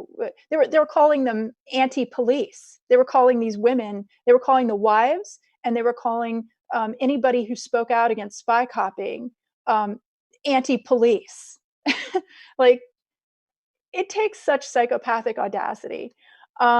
Okay, let's see. Sorry, this is blocking this a little bit. I may do escape just to. Okay. So here we come to the manual. Now we're back to the manual. We've left the article story so you know what the real story is. Now the manual is going to tell you. This is what they recommend about sexual liaisons. If you have no other option but to become involved with a weary, you should try to have a fleeting, disastrous relationship, I think is what I meant to put there, with individuals who are not important to your source of information. I love the phrase, if you have no other option, like these men are being forced to be sexually involved with women. That is just unbelievable. And they call it sexual liaisons as well. Yes. And what really infuriated me is that you'll see, actually, I don't know if I put it there. I have the reference to the article, but I don't know if I put the actual quote in. But like the New York Times writes about this in an article, and they always say things like that horrible guy, the Kennedy guy that I showed you, who had like several, like multiple relationships with different activists. They always put at the end, he was in love. He felt love. He was so in love. It's like, this has nothing to do with love, buddy. And, but of course the New York Times would put that in there for these security agencies. Yeah, and then there's a really, really nauseating, if you guys really want to see like the inside way that these spy cops operate, there is a, like on the YouTube, a documentary of that very guy that I showed you the picture of, where he talks about it from his perspective of, how he was just surveilling this activist, and he just, he couldn't help himself. He just fell in love. But then they describe all of the things that he was doing to this girl. And you should really watch it, even though you're going to like grit your teeth and, probably really be mad watching it. It's interesting because they also talk about the surveillance techniques. Okay. So anything you want to say about this at all? Yeah, just keep going. Oh, I just think that first sentence is so indicative of their psychology. The thorny issue. As if it's debatable. The thorny issue of romantic entanglements. Entanglements makes it sound like it's just a potential liability for the spy, rather than a devastating act of violence, emotional violence, and physical violence on the target during a tour. A tour. What is a tour? A tour is where military do a tour in a war zone, not where a cop infiltrates a group of citizens and then sleeps his way around them. And also, just back to that, if they are going to do it, they should have fleeting, disastrous relationships with individuals who are not important. What does that tell you about their attitude towards the general public? Individuals who are not important? Like, those are the individuals that are paying the tax dollars, that are paying for this entire grand larceny scheme. Yeah, I mean, I probably should not even say anything more about this subject. It's just absolutely, like you said, right? When you said, what did you say before? Psychopathic audacity. I mean, that's literally psychopathic audacity right there. And the entire wording of this. Yeah, I mean, that's exactly what psychopaths do. They always act like, well, I just had to, I had to commit all these crimes. I had no choice. I love that phrase. That's why I started down there. If you have no other option, you guys, like if you just fall into, I mean, I don't want to get graphic, but you just have to lie to someone about your identity and then rape them. Yeah. You know how when you accidentally rape someone. I mean, okay. So it's unbelievable. Okay. So I'll take a deep breath and keep going. Let's see. UK spy cop arrives in the USA. Okay. So this is the best part, you guys. Turns out this disgusting disease bag is like going all over the world. And he's now landed in America. So what this tells you is, and then he's surveilling a computer scientist who later on has his friends charged with associating with a terrorist enterprise again, define terrorist enterprise. What does that mean? And excuse me. Wait, where is it? Did I? Oh, and then, okay, so I'm switching back to the manual just to really quickly show you something. In the manual, it says the informant should always be instructed, basically, they should never be, must on no account act as an agent provocateur. Okay, so they're told that in the manual. And then look, lo and behold, Mr. Kennedy, he was acting like an agent provocateur. So he's over in America. This is the New York Times article. This is the article that I couldn't, I really didn't want to screenshot the whole thing because, I hate the New York Times, and they always try to frame things and, kind of like the glass is half full support of these security agencies. And so they were making references to how this guy was in love. And but it turns out Mr. Kennedy is in love all over the place. He's going from country to country to country, and that these spy cops are just falling in love everywhere because look, they're going to 20 different countries. They've been to Iceland, Spain, Germany. I mean, I'd almost call it pathological, like love that looks like rape. And in the US, the same guy and these spy cops were passing information they suspect to the FBI. Okay. Spies who make a living stealing dead children's identities and framing people for crimes are apparently snobby about associating with middle-class squatters and crusty lowlife.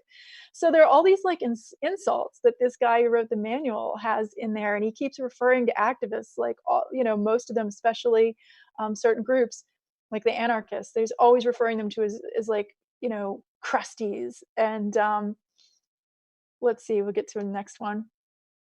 And the crusty types also, he says, is the simple truth that crusty types exploit perceived weakness in police, and one or two will start the ball rolling by throwing the first stone or spitting at or kicking an officer. And so these police already have like a chip on their shoulder because they're convinced that these crusties are out to get them. Oh, and also the manual wants you to know that the anarchists smell disgusting in the summer months. So you better be careful, you guys, because remember, the police that are surveilling these innocent until proven guilty activists are, these poor police that have to surveil them and have, no other option but to have sex with their activists are really the victims because they have to supposedly smell the activists. Anyway, it's outrageous. Intelligence agencies are very wary of activists that are anti-violence. I call them hug terrorists. Apparently, anti-war activists are suffering from a martyrdom complex. Oh, really? So, yeah, the police think that the activists that are just kind of showing up and innocently, like, trying to make the world a better place are martyrs, and that these police officers, I guess, are saving the day by doing all the things we've described. Anyway, they go on and on. And when they talk about the pacifists, they'll say like, yeah, they don't really do anything. Like we warn you, they may be hugging you a lot. So I mean, like they're admitting in their manual that there's really no reason to be surveilling the pacifists, but they're like, yeah, but we're going to surveil them anyway. Let me move this over. Oh, okay, that works. Confidential informants often fake depression as an exit strategy. Well, one day I'll have an entire stream all about that. Let's see. So, when it comes time and they've gathered all their information, and whether it's been like 1 day or 4 years and a child later, the confidential informants will suddenly try to figure a way to get out of town without making anyone suspicious, because as we've learned, some of these spy cops are hiding wives that don't know that they're rapists, and they would probably not like the media coverage or particularly their wives to find out that they're actually rapists and they're cheating on their wives by being rapists. Okay, let me move this down. How do I move this? Move. Okay. Exit strategy A. Engineer a political disagreement which causes your rejection of the party to not seem unusual. So, let's just say you're going along and you just manufacture kind of a drama, and you say, for instance, I'll give an example. Someone could be like, I just think you're not treating that other activist really well. And, I'm going to grandstand and I'm going to, throw a fit about it. And then I'm going to disappear. And then I'm not even going to care about that original activist that I even said I was standing up for. And then they just disappear. That may be kind of a weak example, but it's a personal one. But they'll ideologically try to come up with a reason to get out of the activist group. Let's see, exit strategy B. Just sort of drift away unnoticed. They say a lot of these groups, they're kind of transient. They may not notice if you even leave. So just try to, just quietly leave. Next, oh wait, let me go back because I'm blocking the other exit strategy. oh, but it's redacted, so it doesn't really matter. So there's an exit strategy that's redacted. Let's see. D is fade away. Oh, wait, am I getting these out of order? Oh, okay. Sorry, I think I messed up with one of my slides, but this is the real D, exit strategy D. Pretend to have personal difficulties. Now, I put in my own, I admit I put in the yellow part, fake mental illness. And the reason I'm guessing that is because when I went over the spy cop stories of all these women in the UK, that was one of the reoccurring themes that I saw over and over again, is that all of a sudden the guy is just starting to have these mental illness, like he's having these signs of being extremely depressed and acting erratic. And they even say later in the manual that if you're going to start doing some of these things, these exit strategies, you should start maybe at the midpoint of surveilling the people, start exhibiting these signs of being kind of troubled and erratic or unhappy or depressed or whatever it is, so that nobody will, when you finally have your big crescendo, blowout, insane moment, people say, oh, all along he's had problems. Poor guy. Okay. Manual offers a set of questions that the confidential informant spy cops may ask him or herself upon returning his or her original life. So look at this shallow questions that they're supposed to be, now they're done, they finished their job, they're done raping, they're done all the stuff. And the questions that are so inane, they're like, why does my suit not fit? Why do I have to get up at 7:30 every day? Why do I have to get off the tube with the rest of the lemmings? Why am I poor? Because, and these are all these like stupid questions that they're supposed to ask themselves, like to, I don't know, to reorient themselves back to their original lives. Okay, I think I've got to do this to read this. Aftercare for the confidential informant. They have a 10-year ban of protective duties. They're supposed to keep a low profile. They're not supposed to go near any media, and they're supposed to have supervised interviews. And part of me sort of suspects, like, the supervised interviews are to make, damn sure that these people don't, sorry, I'm trying to find a place for this. They don't, maybe even buckle or go back and interact with the person that they had been sharing their life with for 4 years. Okay, play. Let's see. Confidential informants need around 4 weeks to get into the swing of things again, back to their original life. 4 weeks, then they're fine. Confidential informants should be prepared to move if they get discovered, and there's this threat of safety. So if if their cover's blown, if they have a mortgage and a house, they better be prepared. I don't know, go into the witness protection program. I'm not really sure. Confidential informants may suffer from post-traumatic stress disorder, battle fatigue, or stress syndrome. And it's not really clear what it is that's causing that. I don't know if you want to say anything about that, Susie, but I don't know. I guess ruining other people's lives is hard. I think what it comes down to is that these people are being trained in evil doing. They're being taught to do evil things. And even when you are in an environment that rewards you for doing evil things, where you get certificates for completing training courses in deception, such as with J-Trog we saw last week. They're training people to deceive people, to hurt people, to lie to people, to mess up their lives. And then giving them certificates, giving them promotions, giving them money. So they're in a situation where they're rewarded for it, but then they go home and they still have to live with their own mind. They still have to look in the mirror and confront the reality of themselves and what they're doing. And this next bit of speculation on my part, but I think that when they're going through the training process, they're not told, you're going to spy on Susie, solo, stay-at-home mum in the suburbs. You're going to spy on Elizabeth, young university student, activist, whatever.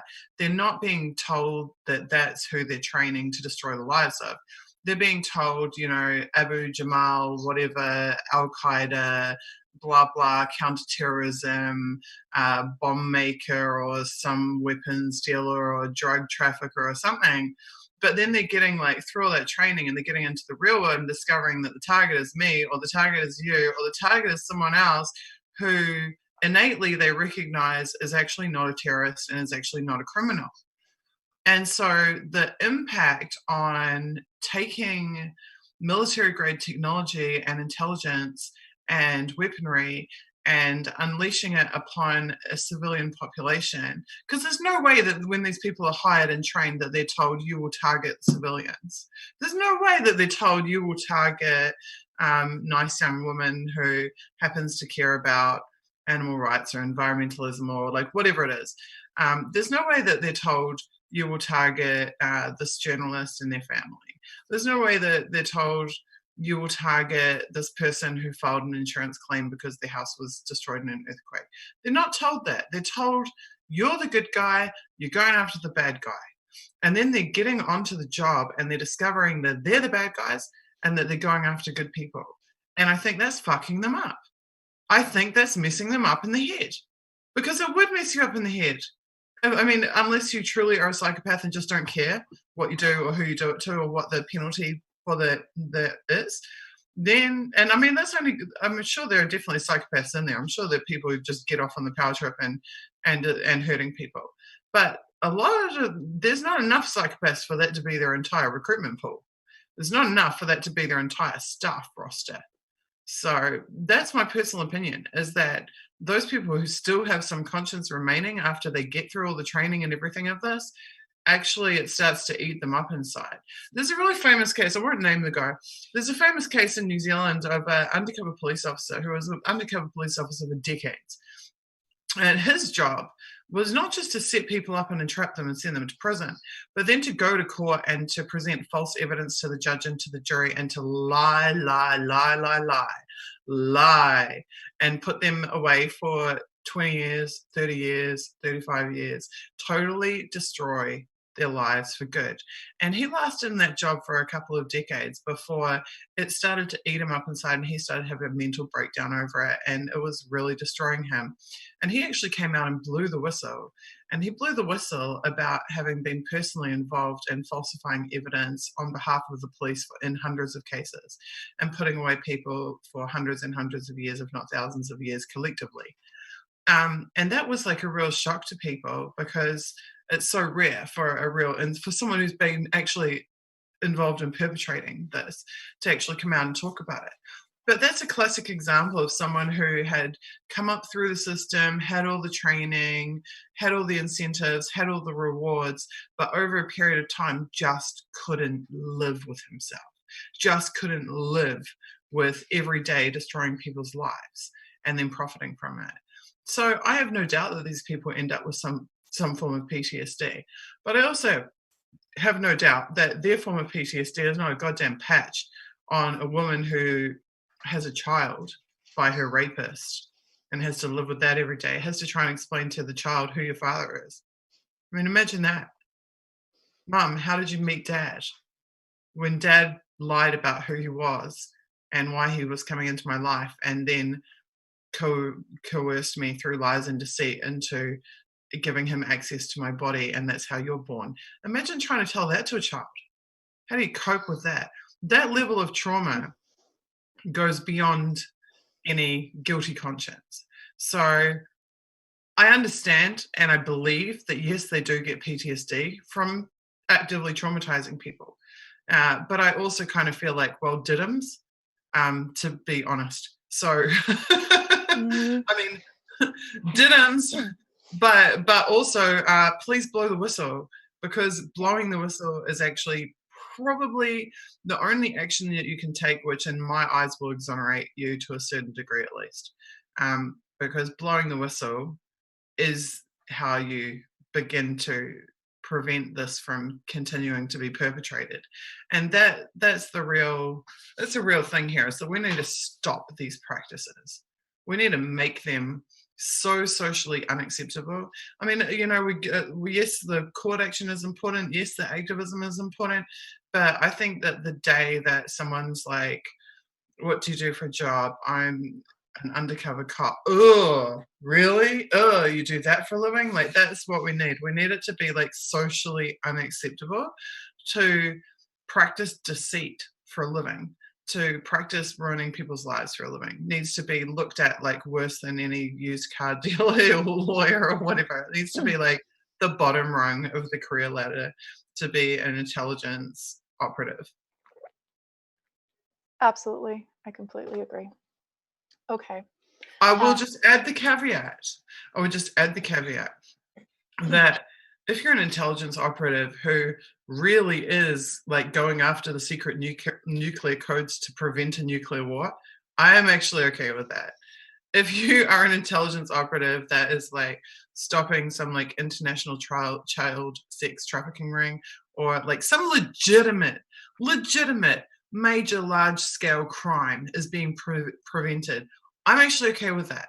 Like if Snowden had been going after like actual terrorists, actual Al-Qaeda, if he was being tasked with saving people's lives for real, he would never have blown the whistle. He wouldn't have become disillusioned with the intelligence community, and he wouldn't have blown the whistle. He blew the whistle because he saw that the people who they were supposed to protect were becoming the targets. That's why he blew the whistle. And any intelligence operative, be it private or state or whatever, who is seeing the same thing, it's your human obligation to tell everybody. It is your human obligation to collect evidence of that and to get it out to the public. It is your obligation. Absolutely. I 100% agree. The only thing that I would say is there's never an excuse to spy cop. I don't think that any guy is, they need to be jailed for rape, and everybody who knew about it and participated in it need to be jailed, because that is what's going to stop it. Yeah. So I agree with you about the confidential informants maybe befriending someone if there's the nuclear codes at stake or something horrible, or like you said, there's just really violent crime, human trafficking, so forth. I understand maybe befriending people or maybe doing some surveillance, but legitimate surveillance, not, oh, we're going to frame you for this, or we're going to manufacture this, or we're going to entrap you. It should be a real investigation. But what we're finding out from these manuals is that these aren't investigations. These are just people that, have malicious intent, and they don't like your political beliefs, and they want you to suffer. So, it's horrific. Okay, I'm going to try to go back to sharing. Did you want to say anything else? No, that's good. Go for it. Okay, let's see. Share. Come on, share. Let's see. Put this back up here. Play. Okay, put this over here. Okay, confidential inform. Okay, we talked about that. Oh, okay. So are we already there? Let's see. Also, sometimes they have alcoholism and problems and everything. Okay, here's where it gets really interesting. Okay, spoiler alert. Okay, well, first let me tell you, Officer D.S. Cole is the original author of this manual. Now, I found this at the last minute, and Susie and I were discussing it. And Cole can be a common name, but just by my preliminary kind of search of putting in Officer D.S. Cole, this article came up. Now, I've put the entire article in my slide presentation. What I'm going to do is put this entire slide presentation on YouTube so that you all can go back and look over this and blow up all the little diagrams and look at everything and read. And you can read this article, or you can even look it up on the internet. But I found out possibly that the author of this particular tradecraft manual turns out that the author of the 5I Special Demonstration Squad Tradecraft Manual, which was written by D.S. Cole, a police officer allegedly linked, he's allegedly linked to mafia, corruption, and accused and assisting in the cover-up of a double murder, including the death of a police officer who was a whistleblower. Now that's a lot to unpack. But I really encourage people to go look at this article And I don't know what you want me to say, Susie. This could take a very long time to go through. But the reason that I think this is the right guy is because they keep talking about a survey. He was part of a surveillance unit, and it was called Ghost Squad. And so he's clear, I don't know how many people are named D.S. Cole and is a police officer and is part of a surveillance unit and was working with undercover informants and, ends up being linked to all of this other stuff that, a ghost squad that's supposed to be sort of a top secret undercover surveillance squad. There could be more than one D.S. Cole out there doing that, but I think we may have the right guy. So anything you want to say about that? Are you there? No, I'm good to go. Let's keep moving. Okay, so I'm going to breeze through all the pieces of this article. You guys can just read it later. So this will get us to the next stage. Confidential informants, we talked about, they'll fake their driver license. Okay, so we're at the end of the manual really, but they put in a lot of extra stuff like as add-ons. So I just put a few slides in, but we can kind of breeze through this. We've talked about the rent and the landlords. We've talked about, just their cavalier attitude. They talk about the meetings that they have to go to, and then they say, have beers. That's what you're getting paid for. So they just have sort of these cavalier attitudes about just kind of being, arrogant about what they do. I thought this was funny. For some odd reason, vehicle security is redacted. As someone who's had my car like constantly damaged and, multiple flat tires and so forth, and I've studied that they brag about in their CVs on LinkedIn that they do surreptitious vehicle entry. I thought it was very interesting that for some odd reason they've redacted all the stuff that they do with vehicles, especially if there could be, potentially life-threatening damage done to vehicles. Excuse me for 1 second. I just want to grab one thing. Excuse me. Okay. I'm going to kill the screen share and I'll just have a little chat about the vehicles. Okay. I just want to grab some water. My voice is going. Okay. Same thing happens to me when I talk too much. Yeah. Okay. So vehicles, I mean, I don't know what they mean by vehicle security. I assume they're talking about securing their own vehicles. But I can just give you a few pieces of information about what I learned from first-hand experience. Okay, so first of all is that they would park vehicles on opposite the end of my driveway at my house. For a long time, they had blacked out white vans, which are surveillance vans. Eventually, they replaced those by cars, with cars. And I came to notice that actually the cars that they replaced them with were cars that looked like they hadn't really ever been driven a long time. They would just sit there, like they wouldn't come and go, they'd just sit there. And then one day I went over and investigated this car, and I discovered walking that there was cobwebs under the door handle in the car, as if nobody had touched the door handle for a really long time. And then I went and looked at the other door handles, and all 4 door handles had cobwebs under them. And it was just really obvious that this car no one had touched it, no one had opened a door on it, and yet here it is parked outside, directly outside my driveway. And then the cop before that I was just talking about, the undercover cop who became a whistleblower and talked all about how he had been lying for the police to falsely imprison people for decades and decades. He actually wrote a book, and I read the book. And in that book, he talked about the process by which they would get vehicles that they would use for surveillance operations. And he said that they have a warehouse way out in the middle of nowhere in the industrial zone, and that they would have multiple vehicles stored in that warehouse, and that when they needed vehicles for surveillance, that they would simply tow those vehicles and park them and just leave them there.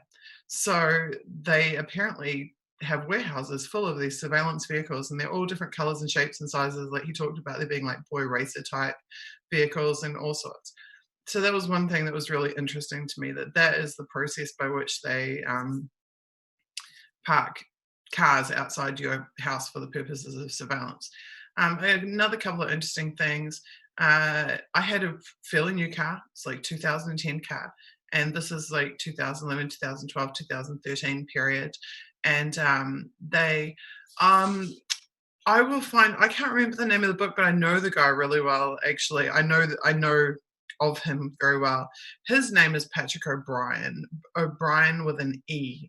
And if you search Patrick O'Brien with an E, New Zealand, you will come across all the reporting around when he came out about this. He is a fascinating guy, and that book is absolutely fascinating because it is packed. He talks about the entire process by which he was recruited into becoming an undercover officer, all the training courses, how they gave him drugs, made him take drugs, made him do all kinds of stuff.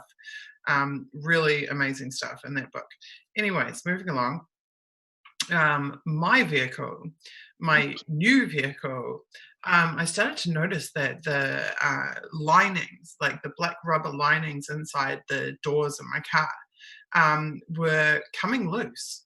And they were coming loose at, like, if you know, like, if you leave your keys in your car and you like shove a coat hanger in your car and you try and like jiggle around to open the door, right? It's exactly that. It was like halfway along on the top rim of the window, that black plastic or black rubber lining. And yeah, I'd never done that to my car. I'd never shoved anything in the window. I'd never interfered with that. And so that I noticed that kept happening. And then I started actually complaining about it inside my house, like, because it got to the point where they were basically hanging off my windows, right? And then it started happening on like the rear windows of my car instead of the front windows of my car. And so it was just so obvious that they were like literally jimmying the windows of my car. And actually then one of the windows wouldn't like go up and down properly eventually. So that was just one method by which they were gaining entry into my car. But also the lining in my boot, and what the Americans would call the trunk of the car, was also lifted. Like it had been like peeled back in so that they could put something under it, whereas previously it had been totally glued down, like the like upholstered like carpet lining or whatever in the trunk, like where like kind of near like where the spare wheel bay would be in some cars, though in my car it wasn't. But they'd actually been like lifting the upholstery and doing like God knows what in there. I don't know if they'd been putting microphones in there or what, but they were tampering with my vehicle over and over again. And then when they wanted to cause me material damage and or freak me out, they would just start piercing my tires all the way through to the inner core of the tire. They did that at least 3 times. I had it pierced all the way through, so that I had to replace not just one but both tires on the back and then have them balanced, because you can't just replace one when it's pierced to the core like that. You can't just patch it or anything. You have to replace both tires. It's a whole rigmarole that you have to go through, and they just do that periodically, like get it fixed and get it done, and then a couple of weeks later they do it again, and it's just this endless cycle of sabotage. What else happened in cars? I mean, I can talk endlessly about being followed in cars. I know for a fact that they had, I assume, microphones in my car, but maybe it was from range that they were somehow hearing it, but they were definitely hearing the conversations inside my vehicle, because I had an incident really early on, actually during Occupy, where myself and other occupiers were in my car, and we left a general assembly in the city, and we were being followed by a guy in a station wagon. And in my car, we were discussing where we were going to go.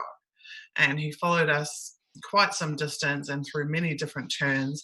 And then once I said to the people in the car, hey, let's go to here, he actually overtook us, went ahead of us, and then pulled into this parking lot of the place we're going to go to, parked exactly in front of where I just said that we were going to go to, got out of his car, walked in. It was like a roast shop, like a roast beef and roast lamb chicken shop that we were going to eat at. And he went in, walked in, turned right, sat down at the table right by the window, picked up a newspaper and opened it. And I'm like, okay, hang on a second. Like, who goes into like a restaurant and like this isn't like he sat down at a table and then there's waiters. This is like a buffet style place where there are no waiters. Nobody comes to your table. It's like it's just a small little shop. It's really tiny. It's like, who walks into a place, like doesn't look at the menu, doesn't order any food, just goes immediately to the window, sits down, opens a newspaper and sits there. It's like just so fucking ridiculous. So there's the only way he could have known where we were going. To actually cut ahead and to get there right in front of us, ahead of us, was to have heard that conversation in my car. So unless it was some kind of range microphone, he definitely had, like, they definitely had mics inside of my car.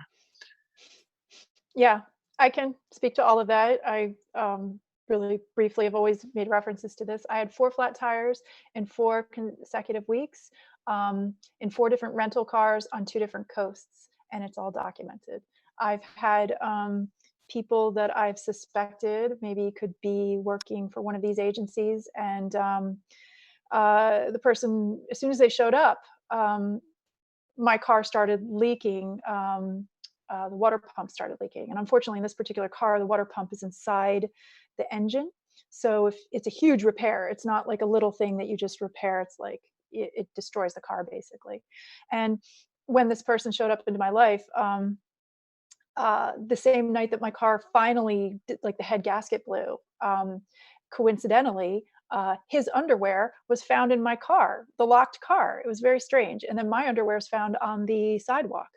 And there was no explanation as to why either of our pairs of underwear were there, because I kept my keys at that point and I always lock the doors and we don't do anything like, So anyway, lots of car activity. My mother's car has now been destroyed. My car was destroyed last winter. And one of the things that this person who was in my life that I wondered about said to me is, oh yeah, the only 2 things that can destroy now there are microphones everywhere. So, perhaps this person wasn't undercover, but by saying this, maybe he gave people ideas. Who knows? There could be a variety of things going on here, although I suspected situations. But he said, oh, the only other thing that could, harm your other cars, like harm this particular brand of cars, like usually the transmission goes and then that destroys the car. So now my mother's car is destroyed with the transmission right when this person disappeared. So anyway, if I could show you bills of ridiculous repairs and flat tires and people following me and all that stuff. So anyway, but we probably should maybe go back to the slides because I know we've got still quite a bit to go through. Anything else you want to say? No? No, let's keep moving. I've got about an hour and 10 minutes, so let's. Okay. We're getting to quite almost the end. Okay, play.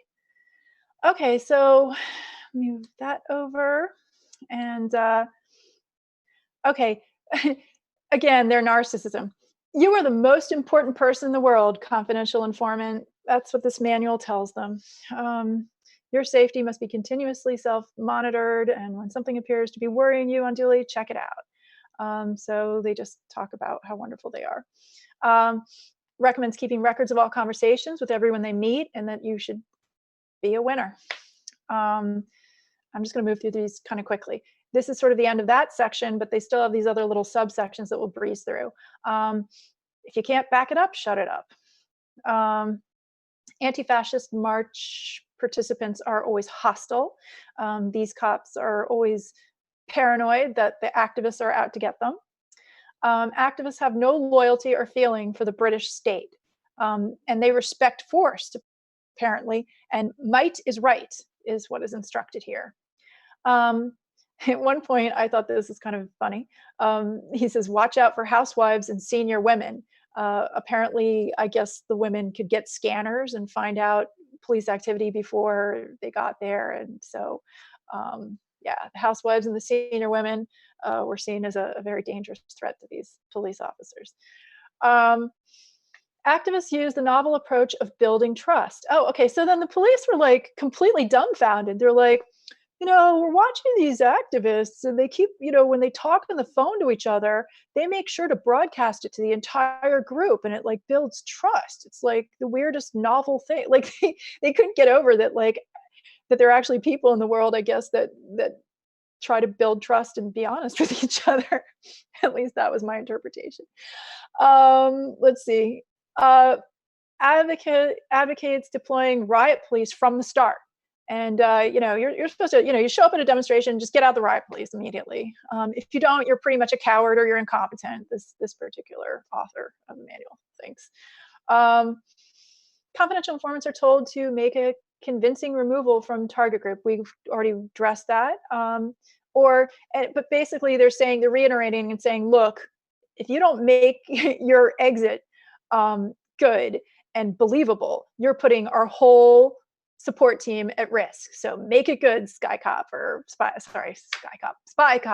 Make it good, or make it good, confidential informant, because everyone's reputation, whatever that means to them, is on the line. Operatives use a whole host of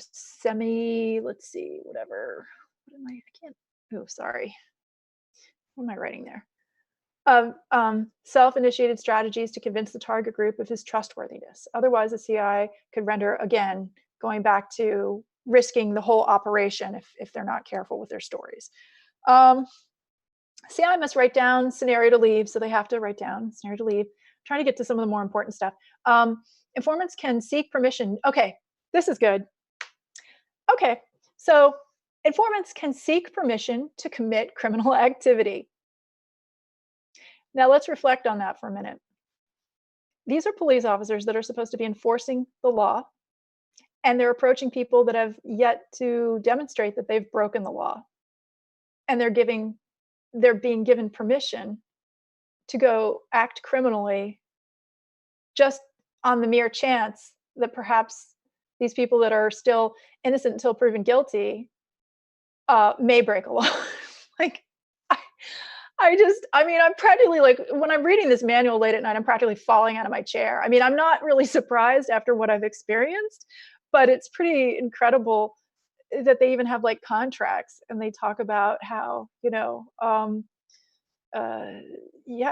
have a whole contract about how you can, perform criminal deeds to do surveillance. All government security agencies need to do is claim there's a breach of national security. So that's a great excuse to allow confidential informants to break laws. Security agencies can commit crimes to allegedly catch people yet to be proven to commit crimes. That's interesting. That's what I just said. They talk about how codes are silent. Okay. And this is all from the Home Office, Covert Human Intelligence Sources Codes of Practice. And I don't know, when I was reading this is like right before MIA, the singer, when it was about to perform in front of the Home Office in support of Julian Assange. And it just was amazing to me that I was like reading this wretched manual from these security agencies that frame people for crimes they didn't commit. And, it's from the Home Office, and there are all these actions now down at the Home Office and saying, look, you better let this innocent journalist go, and what are you doing prosecuting journalists for nothing? So anyway, put that in there. Authorization procedures for covert human intelligence sources. We talked about that. Let's see, confidential informants share information abroad. Okay, so again, these manuals, just because it's a UK manual doesn't mean that it doesn't apply to the other countries, because they're really trying to get all of these countries in sync. I mean, I think eventually with all of these trade deals, if they link up countries and break sovereignty, I think this is going to be sort of their global police method, is just to have these sort of training manuals that target people, and it has nothing to do with national security. It just has to do with basically finding dissidents and again, not even investigating them, just making sure that they're eliminated or neutralized, as you sometimes see in other manuals. Government security agencies exploit laws to protect identity of source. Yes, they always want to protect their confidential informants so that nobody can really know what they're doing. Sometimes government security agencies spy on the spies. I thought that was interesting. So you could be a spy, and then you could be like what Susie was mentioning, figuring out, wait a second, that random girl that eats organic food all day and just sits around and like bakes food and does cat memeing is probably not a terrorist, and I'm actually maybe the bad guy for wandering around and recording her every move. Maybe maybe there's situations like you also described of that other whistleblower. There are instances where some of these confidential informants or spy cops have a eureka moment and realize they're actually really horrible, deplorable people doing horrendous crimes against humanity. And maybe, they could even be inspired to become whistleblowers. Well, I guess the spy agencies have figured that out. They're going to spy on the spies just to make sure that the spies are doing their job. CIs exploit relationships. We talked about that. Oh, okay. Now, this is going to be a little tricky, and this is going to be maybe a little tedious. I don't know how much time you want to spend on this. Let me do this. Escape. Now, I have to call this up because I can't increase this. If I increase the size of these diagrams, it will only show the middle section. I can't navigate. So I brought it up on a PDF. Okay. So I'm going to move this over. Look at all of these groups. These groups are the ones that authorize criminal behavior or are aware of confidential informants being on these surveillance missions. And, government department, public authority, all these local police. So I didn't realize personally when I was being harassed and tortured and all of that, that the local police really, really are a huge part of the operation. I was thinking, because I kept calling the police when I had these break-ins, and I kept thinking, the police are so nice. And I really liked a lot of the police officers that came to my house. And I felt like they were so caring, and they were filing police reports, and they were like, maybe you should get a friend to stay here with you. Like, they were being really, giving me a lot of advice. And before I realized I was really being targeted, and I looked at the local police as kind of people that, maybe wouldn't be these high level security agencies doing the dirty work. Like, maybe there's a disconnect. Turns out, based on what I'm researching, that the local police seem to be in on it, which is very disappointing, especially when you come from a small town, and may have gone to high school with some of the people that are on the police force. Okay, the Metropolitan Police Force, this is still in the UK, the City of London Police Force, the Police Service of Northern Ireland, the Royal Navy, regurgitating branch. It goes back to what you were saying, Susie, about how many different groups, they may not even be, they may not all be specifically targeting at the same time, but just look at how many people get to be informed that people are going to be maybe, doing these operations or breaking laws. The Royal Navy, regulating branch, police, National Crime Intelligence Service, National Crime Squad, Serious Fraud Office, Intelligence Services, Security Service, going down, Navy, Army. Oh my God. There's 3 pages, by the way. I'm just going to go through them really quickly. Customs, okay. Let's see. Government Department, Public Authority, internal, I can't read that. I don't know if let me put my glasses on. What's that say? In Island Revenue?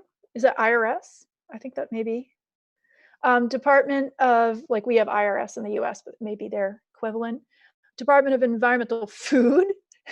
I can't read that next one. Horticulture Marketing, Plant Health and Seed Inspectors, Egg Marketers. What? See, all these food places? Ministry of Defense. I'll just point this out that in New Zealand, there is a list of agencies who have been enabled by law to plant covert cameras, and now even inside your home and without a warrant for up to 24 hours, they can plant a camera inside your home and then, as you say, gather evidence to then use to get a warrant rather than having evidence to get a warrant before they plant the cameras. And they included the Ministry of Fisheries. This is the thing, people think if you're going to get spied on, it's going to be by some elite counterterrorism task force or whatever. No, you can be spied on inside your home by the Ministry of Fisheries. This is just, this is other world crazy, stupid, and this is really messing with my And also in the Snowden files, one of the NSA customers was the Department of Agriculture. And you think, what the hell does the Department of Agriculture need to access NSA spy information for? And then you think, okay, well, if they're a customer of the NSA, who is a customer of the Department of Agriculture? Monsanto, that's who. Oh, yeah. Yeah, I mean, it's just, they're just having a free for all. It's like a feeding frenzy. And I mean, we'll just keep going through. Ministry of Defense is in on it. Oh, the vehicle inspectors, transportation security, Department of Health. Okay, this is where it gets me upset too. Like, you've got all these medical people, like, oh, okay, if you go into the hospital, now you've got a person that wants to frame you for crimes you didn't commit and participate in spying on you and maybe hurt you. And you got to go ask them for maybe drugs to take for an infection, or depend on them to give you, good advice or give you good medical care. And they're being told that you're like some evil terrorist, or that you're some child molester, or you're some, horrible human being. And now you've got a person that pretty much has been primed to hate you and to torture you, administering medical care. Well, that's really special. Let's see. What else do we have? Oh, but notice this. You guys, they're building a safe and just and tolerant society. They want you to know that. They because they wrote it in their manual. All of this is for everyone's safety and for national security. They're torturing people for national security, you guys. For a safe and just society. Okay, Home Office, HA Prison Service, Immigration Service, Department of Work. Okay, Department of Work, that makes sense, because of every time I get fired after false witness was generated against me, I would go and try to apply for my unemployment benefits and then have them denied routinely. And why? Because they had paid people off to completely patently lie about me and tell people, like, I'd be told to come into work at one time, at a specific time, and then they would say, no, you're supposed to come in an hour, earlier. Oh my God. And then, like, after maybe twice of doing this, when there are other people that have been there for years that would, like, just not even show up for an entire shift and not even get yelled at or anything. And they were telling me the wrong time. And I was like, starting to record the conversations and asking them to send me text messages. And after twice, I got fired from this one job. And like I said, I even asked them, I said, I'm going to file for unemployment. And because they wouldn't give me a reason why they fired me. And I said, I'm going to file for unemployment. You're not going to give me any problems, are you? And they're like, oh, no, not at all, not at all. And then as soon as I go for my interview for unemployment, turns out they've produced all these witnesses and they say all these horrible things about me. And then I don't get my unemployment. So they can, like, almost in a 1-2 punch, I don't give people ideas, but I mean, they know what they're doing. So I may as well tell other activists who are dealing with this.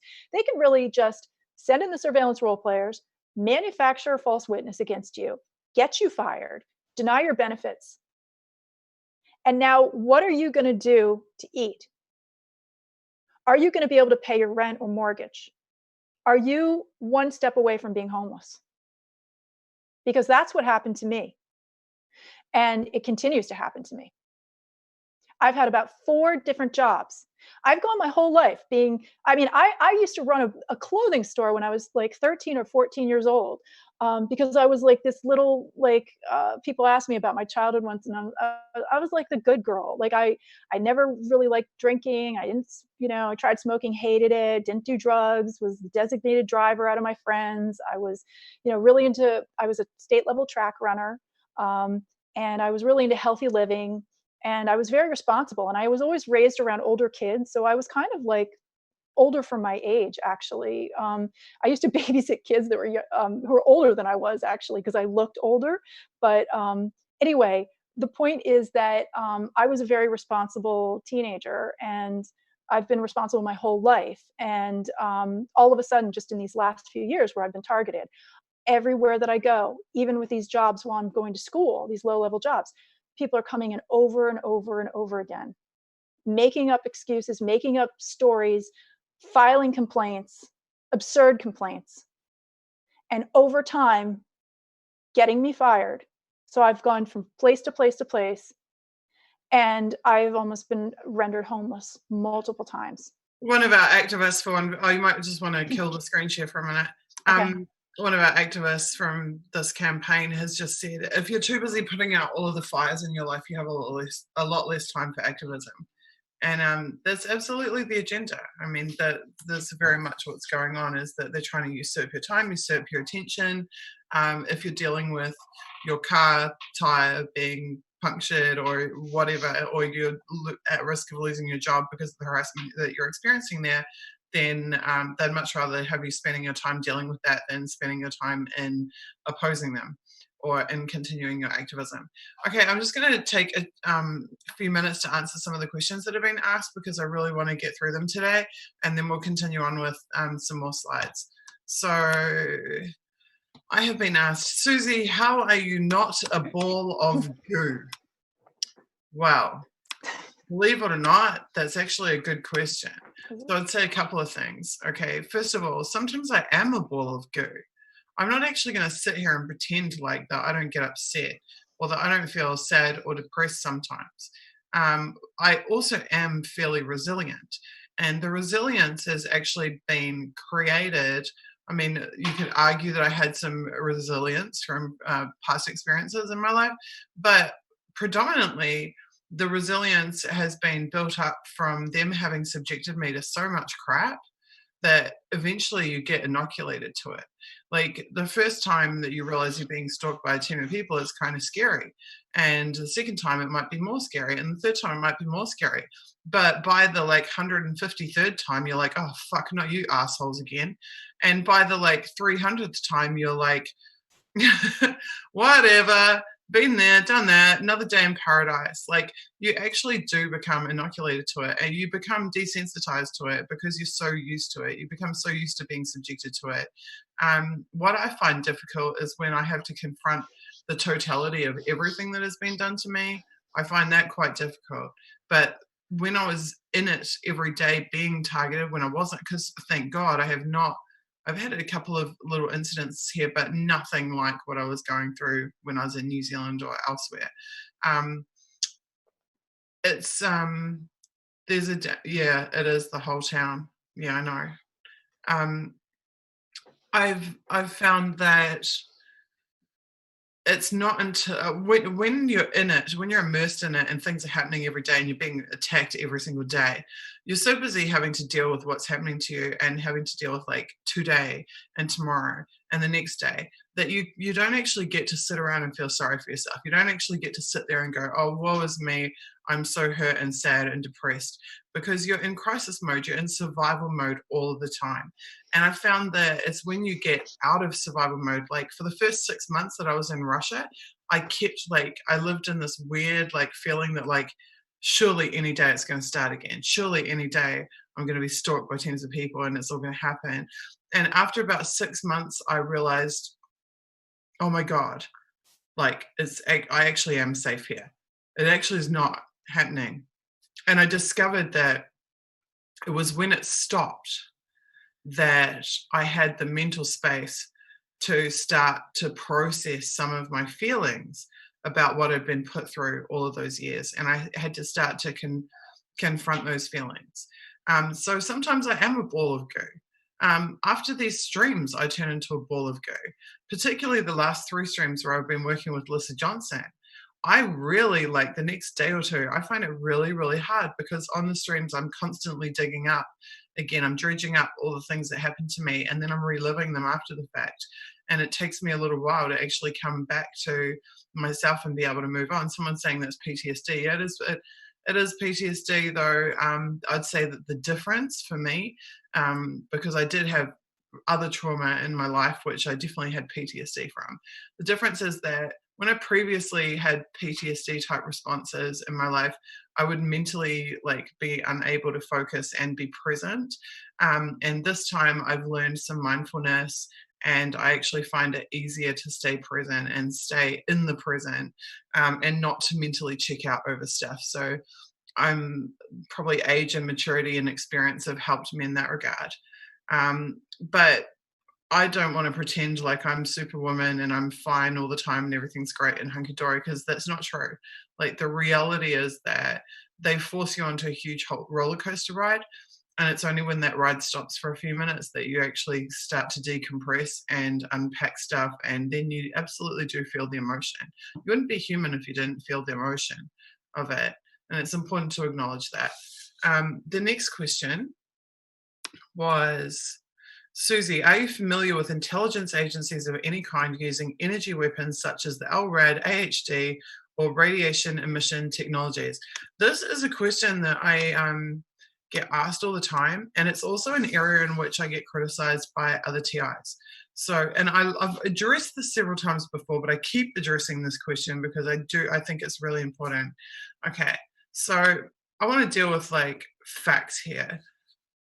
First of all, I can only talk about my own personal experience. I can't talk about what people I don't even know are going through. That's for them to talk about.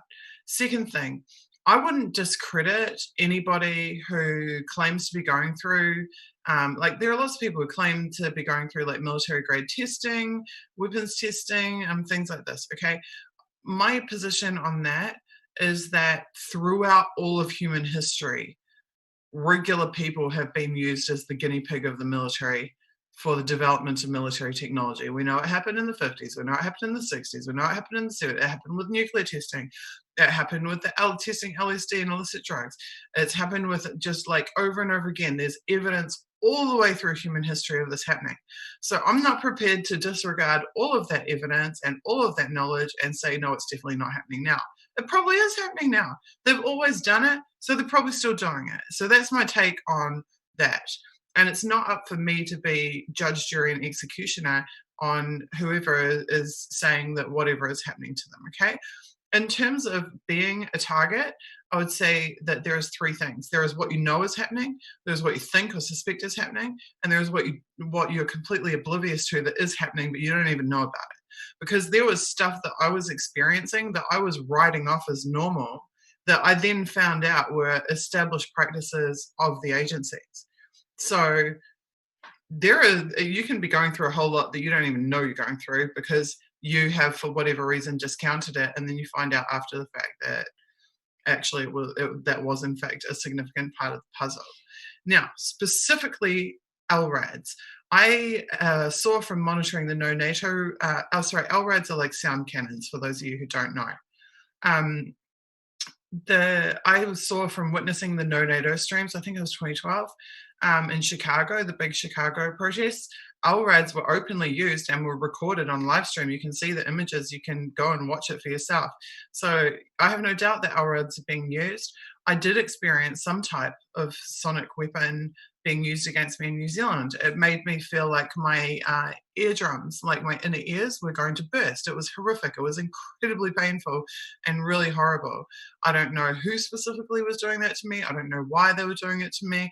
They only did it to me when I was alone at night in the street-facing rooms of my house. So I assume that it was something like an LRAD. I can't prove it. I can just tell you that it was being done to me and I was going through it. So I believe that other people who have had experiences like that. The other thing that I would say is in relation to radiation weapons or whatever else you guys are talking about. I am not an expert in directed energy weapons. However, I have done research onto the topic from WikiLeaks files, and I've written about that on decipheryou.com. I can tell you in the WikiLeaks files, it lists all of the directed energy weapons programs in countries around the world. It lists the manufacturers of those weapons, and it lists who has purchased those weapons. And it says, and I believe it was dated 2014, I'd have to go back and double check, it said that by the date of these documents that were authored, that there was what's the language they used? That the weapons had already been tested and were operationally feasible. So they had a weapons testing program for directed energy weapons. They don't say who they tested them on, but they said that yes, they were tested, and yes, they were operationally feasible, and they were now rolling them out to all these countries. And the documents that I'm talking about that were published by WikiLeaks are from the hacking team, the Italian hacking team release, and they are a mercenary cyber intelligence company, and they had signed up to defense manufacturer marketing services email lists. And to access that information, they had to pay an €8,000 annual subscription in order to be sent that information. So I would say that's how this information gets restricted, is that who has €8,000 to sign up for a list to be sent information about directed energy weapon programs? Targets don't have that money, and normal people don't have it and wouldn't know how to get signed up for it anyway. But the information is right there and anybody can read it. You can also see that weapons manufacturers have an annual directed energy weapons conference in Washington, D.C., I believe it was, where they present all of their like updates on the development and distribution of directed energy weapons. So this is, as a journalist, this is the angle I come at it from, right? Like, I can't say what Tom, Dick, or Harry experienced around the world. That's for them to say. But I can tell you there's documented proof. It's published here. This is the context it was published in, and this is what was said about it. So that's my position on that, and I hope that that's helpful. Third question. Susie, how will we know what happens? And I think they're talking about what happens to me this week in terms of my asylum, the result of my asylum application. So you will know what happens for sure, because I have got an amazing network of activists, hand-picked activists who work on this campaign. They're the best of those who I've worked with in previous years, and they are all in touch with each other, and they are they have coordinators, and I have a spokesperson, Taylor Hudak, and they are in touch with my New Zealand lawyers and my Russian lawyers. So regardless of whatever the outcome is, you guys will know. So those activists also have access to all of my social media accounts. So if I'm detained or if I'm unavailable to myself tell you what happened for whatever reason, that news will get out there, and information on how to help me and support me will get out there. So just keep an eye on my social media accounts, and you will inevitably hear on Wednesday whatever the outcome has been and whatever the next steps are for me. So there are 3 possible outcomes from this Wednesday. So one is that the heavens smile on me and that my temporary asylum is actually granted, in which case I will be able to live like a normal person for the first time in many years. Like, I'll be able to use all of the public services and have access to public services and be able to live unafraid of not having a country to live in or to be safe, or going back to where I've been persecuted and hurt in the past. That's the best possible outcome. The second outcome is that I'm denied, but they let me come back to my apartment, and then I'll have to consult with my attorneys and see what the next steps are from that point. But that I'll still be able to like physically be here and talk to people. The third option is that I am denied and detained and or held for deportation, in which case that would be the like red alert, raise hell anywhere and anyhow you can globally and try and release me, get me released. I'm not a criminal. I have no criminal history whatsoever. There's no reason. I've been here for over 3 years. I've never caused any problems, never committed any crimes, never even had so much as a citation for anything. So there's no reason not to let me reside in my apartment while whatever proceedings happen. So hopefully one way or another I'll be back here and able to talk to you myself. But if I'm not, then keep an eye on the 1 versus 5i team, because they will take care of it, of informing you guys. What you can do to help me in the meantime is just support this campaign, because regardless of what happens to me on Wednesday, my New Zealand lawyers are preparing cases against the intelligence agencies and government agencies that caused this all to happen by targeting me so voraciously in the first place. So you can help me any day of the week if you really care by going to 1versus5i.com/donate. And if you don't have any money, I totally understand if you don't have any money to donate, but just spread that link everywhere and help me have a viable chance of taking them on. Someone said before, I think it was Action for Assange, said there are already 3 successful precedents of suits. That's true. Kim.com successfully sued the police and the GCSB. Also, his co-defendants were paid out settlements for the illegal surveillance against them. The Martin Bradbury case, which I referred to recently against the police, they also had to pay him out. They had to back down and pay him out and apologize to him as well. So there is a good chance that I will get some degree of redress. Unfortunately for me, because of my personal relationship and close associations with multiple people who are currently either facing extradition, well, two of them are facing extradition to the United States, and are involved in grand juries in the Eastern District Court of Virginia. I don't want to say too much about it. There is evidence that I am caught up in that web. And therefore, regardless of being able, if I'm able to get redress in New Zealand, I'm still at severe risk in New Zealand. And I will not be physically protected in New Zealand. It's kind of a different issue from whether I can get some kind of redress or compensation in the courts is my physical safety. And unfortunately, I'm not safe in New Zealand, and I'm not safe from the same types of targeting that people like Kim and Julian and Ed and others can be subjected to.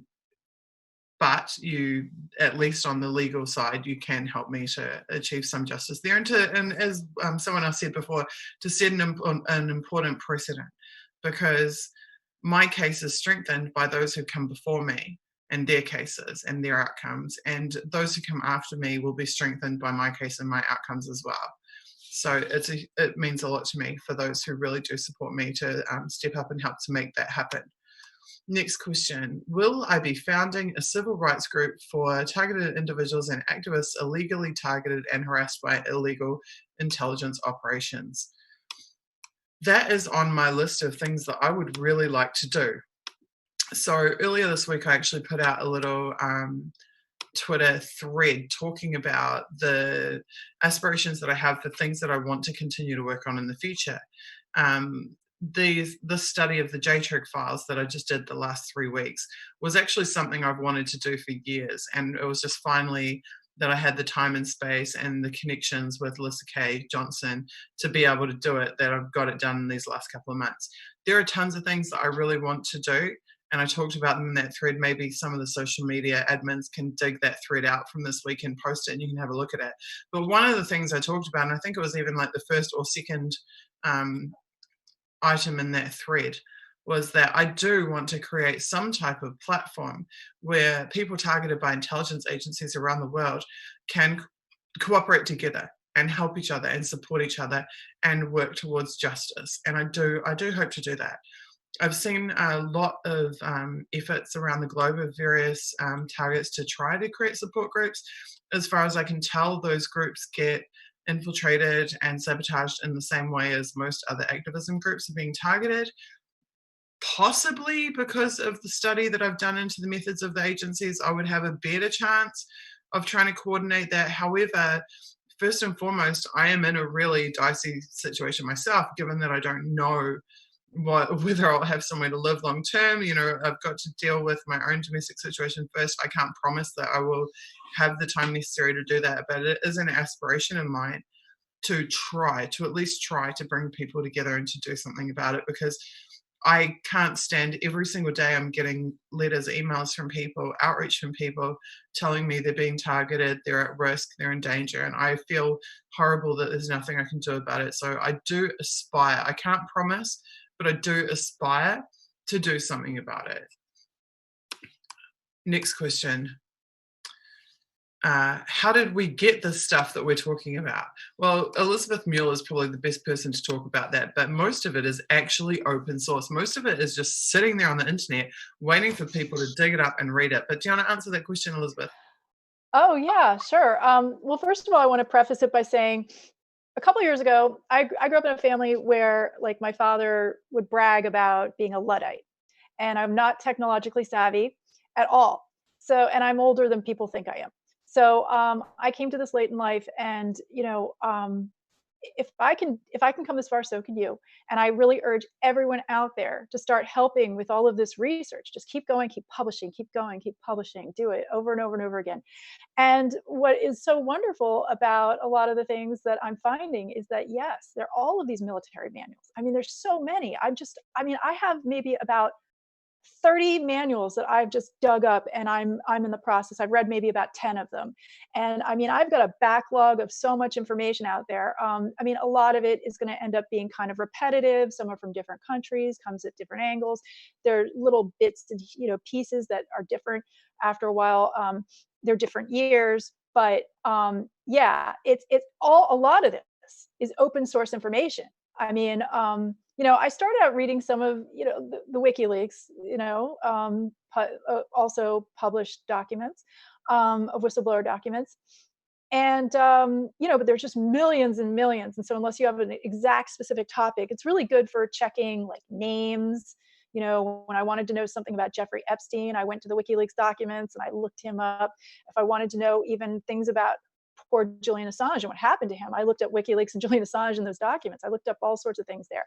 But the manuals, I had no idea when I started at all that the military was so involved. I was thinking that, CIA, FBI, security agencies are kind of a different world, and sometimes they coordinate with war with the military, but I didn't know that the military and the local police and all these different agencies were so into this, like attacking average citizens, attacking their own citizens. So stumbling across these military manuals has been a gold mine.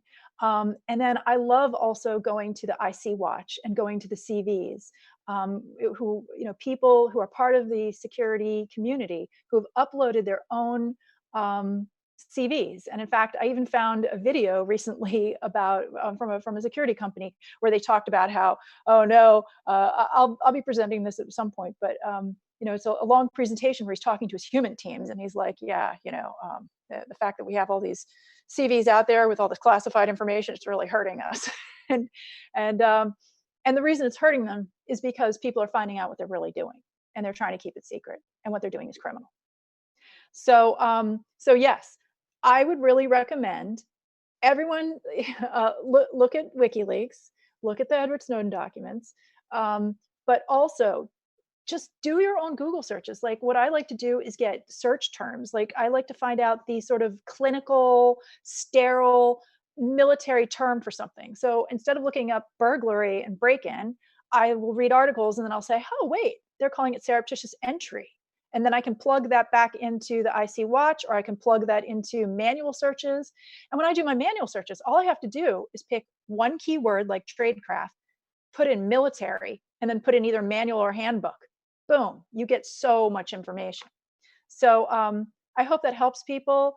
I think the combination, it's very powerful. And like I said, people can over and over again say, hey, you've told all these stories, prove it. How do I know? And I just say, look, you don't want to listen to my stories. That's totally fine.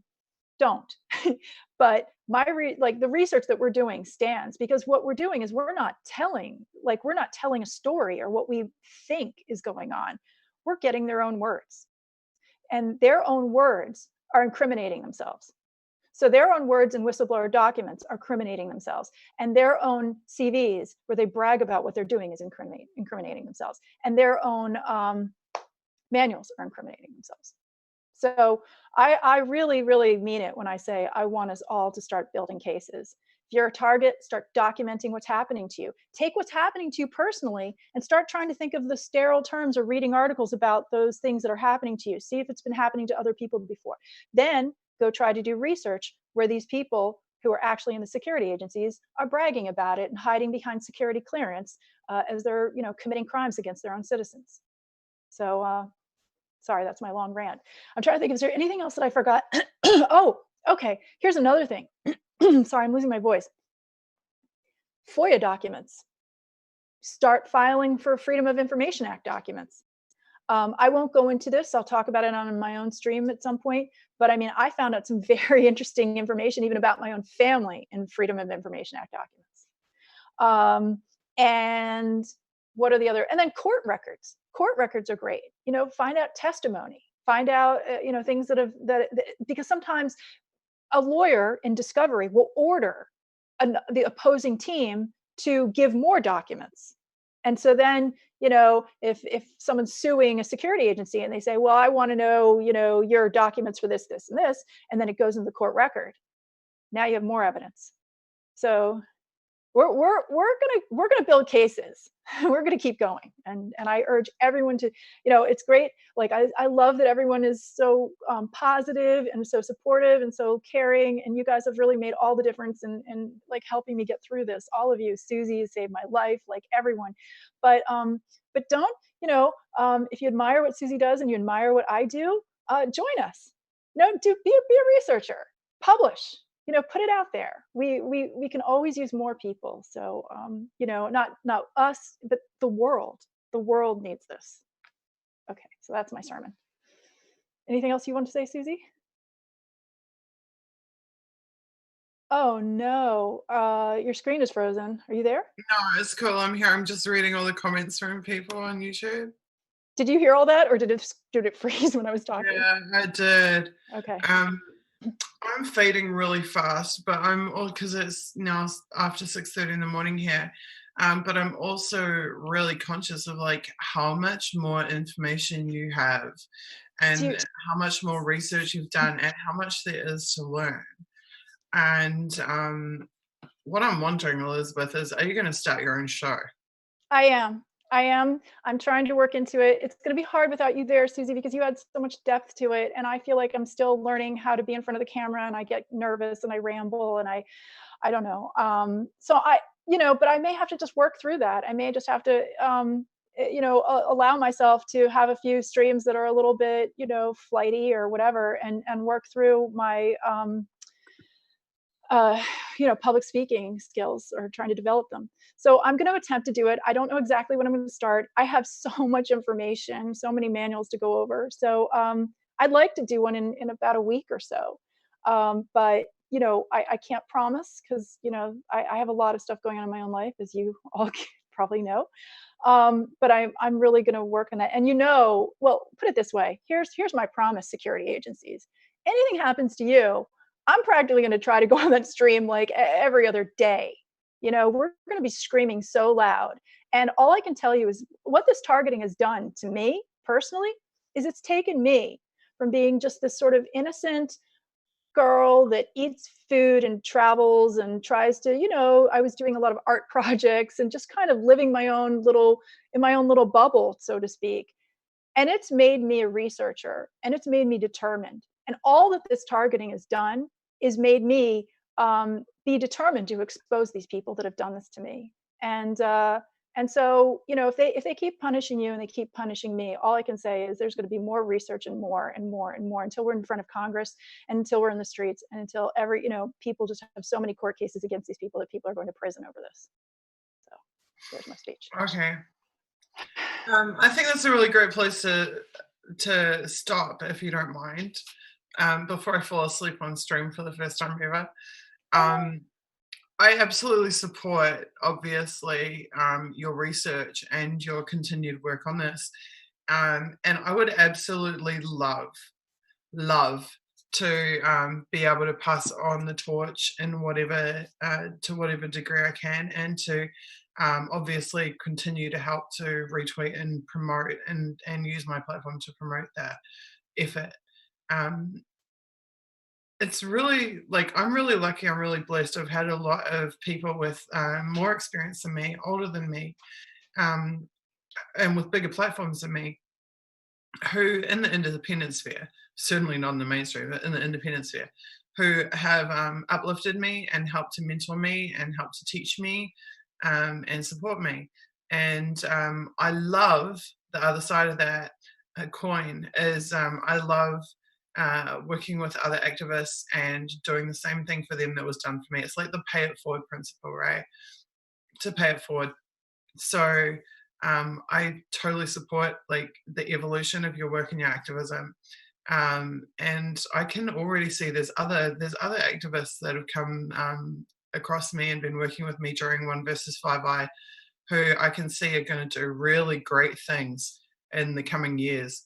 And I love that. I love seeing that talent come through, and I love seeing people evolve as humans, and evolve as activists, and evolve as journalists. It's really, really, really, really great. And more than anything, that really makes me feel like I have something to contribute is when I can influence and help to foster and help to support new people, and continue learning from people who are more experienced than me and know more than me. So that's one of the beautiful factors in life, is getting to be mentored and also to mentor in kind. That's one of the coolest things about what I do. Okay. Yeah, this is a huge week for me. I probably bit off more than I could chew this week. I've been trying to do a lot of stuff. I mean, I've been pretty quiet on social media, but I've been trying to do a lot of stuff, and it's been really full on and really hectic. And I'm now about 52 hours away from finding out my future. It's not the easiest thing, not knowing what your future is, but then none of us really do know what our future is. All I can do is just hope for the best, and hope that I'll really get a chance to continue my work going forward, because that's really what I do want to do. But we shall see. Thank you very much to Kitty, our awesome tech person who has been here making these streams happen every single week. I owe you a massive debt of gratitude, and we all do, Kitty. Do you want to come on and say hi, or at least just like talk?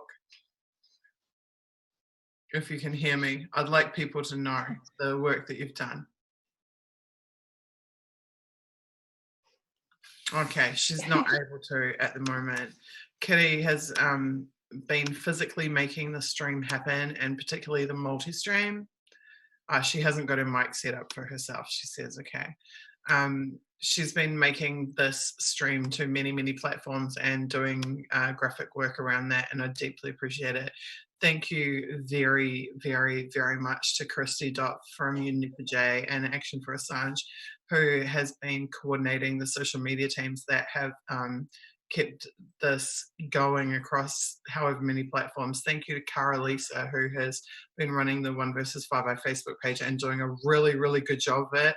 If you haven't liked our Facebook page or followed our Twitter account, please do at 1 versus 5i. Thank you to Lissa K. Johnson and to Elizabeth Mueller, who have held this series down with me. I really, really appreciate it. I could have gone and got like a bunch of big name activists to come and do cameo appearances and stuff just because people like that. But I decided that with this series, what I actually wanted to do was study the documents and the content of the documents with people who are already doing that and already have expertise in that. And Elizabeth Mueller and Liz K. Johnson have been absolutely the right people for me to have on for that purpose. At the end of the day, the series wasn't about show ponying, it was just about pure and simple research and education. So I'm very pleased with what we've done there. Who else do I need to thank? So many freaking people. Thank you, Joe Booth, for what you do for every campaign that I run year in and year out. You've been absolutely amazing. Thank you to the several hundred people who've joined the Discord server and been contributing. Thank you to Kimber Maddox, who has done all of the graphics for this campaign and just been absolutely incredible and generous with her time. Thank you to Vivian Kubrick, my wonderful, beautiful friend, for coming up with the, who worked with Kimber actually on my current profile pic and header, 1 versus 5i header on my pages. Thank you to Taylor Hudak, who is shaping up to be the greatest spokesperson that anybody ever had for a campaign. I'm really proud of her and watching her develop. Thank you to the entire Action for Assange crew, who have just relentlessly supported me, even though you didn't know me very well. You have been getting to know me really well, and you have been fantastic contributors to this. Thank you to Propaganda and about 20 other mods on my YouTube who've carried over year after year and kept supporting what I do and helping to keep it all running smoothly. So sorry to everybody. I know I'm forgetting so many people who have been contributing and making this campaign happen. My intention, once I get past this issue of my immediate situation, is to ramp up this campaign big time. I've actually taken it pretty slow over the last 3 months because I've had to focus on real world stuff and other things that are happening to me. But I'm very used to movements that build slow and achieve big things in the long term. The GCSB movement took over 8 months of full-time work to break into the mainstream, and it became a nationwide movement with dozens of cities involved. Unity for J was over a year of work to get it to the point where I handed it to Consortium News. Et cetera. This translates to all the movements I've been involved in. This movement is less than 3 months old, and already it has the seeds of something beautiful. Already we've done, 12 total, I think, live events. And already we've got 30% of the funding that I needed for the first year of legal. Already we have brought on lots of great people, talented people who really care about the issue. And already we've done a lot of educating. What will come next is activism and outreach and some strategy, and actually starting to progress the lawsuit. So that will be super exciting. Thank you all. I love you all. Thank you for giving me the space to take a little break during this time and to deal with the things that I have to deal with. What was the last thing I really wanted to say?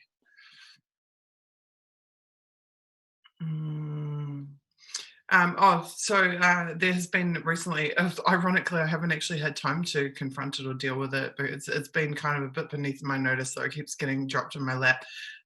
Recently, there has been smear campaign number 45 against me personally, which is not surprising given what I'm doing and the things I'm involved in. These smear campaigns are inevitable. But the gist of the smear campaign is that I'm not a legit person. I'm some nefarious thing or whatever. And I just wanted to point a few things out. First is that if that was the case, the entire world would be being told, here's this chick who's applied for asylum in Russia because she's a targeted journalist, blah, blah, blah. Mainstream media would be promoting me left, right, and center.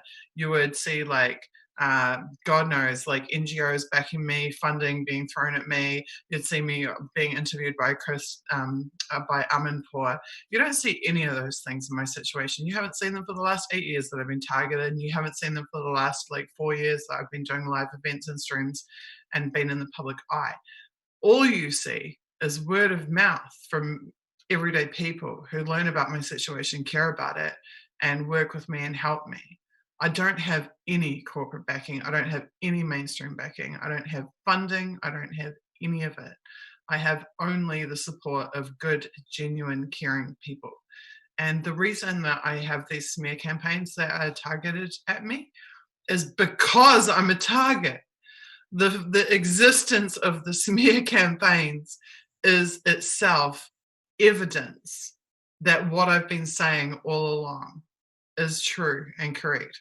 So as a final thank you, I would like to thank the shady, dodgy, underhanded, sadistic, and malicious intel agents who devised these ridiculous bullshit smear campaigns and then tag in every single person I ever talk to or have anything to do with to try and dissuade them from supporting my work, because it's not working.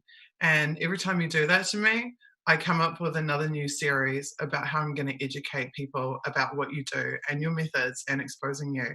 So I'd like to thank you for the eternal motivation that your evilness supplies me in my work. And on that note, I will give a huge kiss, and a cuddle to everybody. It means the world to me that you support me. Thank you so much.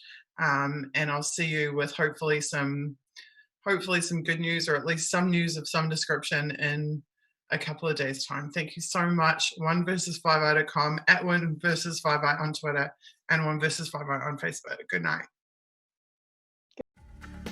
Hi, my name is Susie. I'm an activist and a journalist from Auckland, New Zealand. For years, I've worked on controversial issues like the corruption of our intelligence agencies. I was severely targeted as a result of my work. This led to my articles being amplified by the world's most accomplished publisher.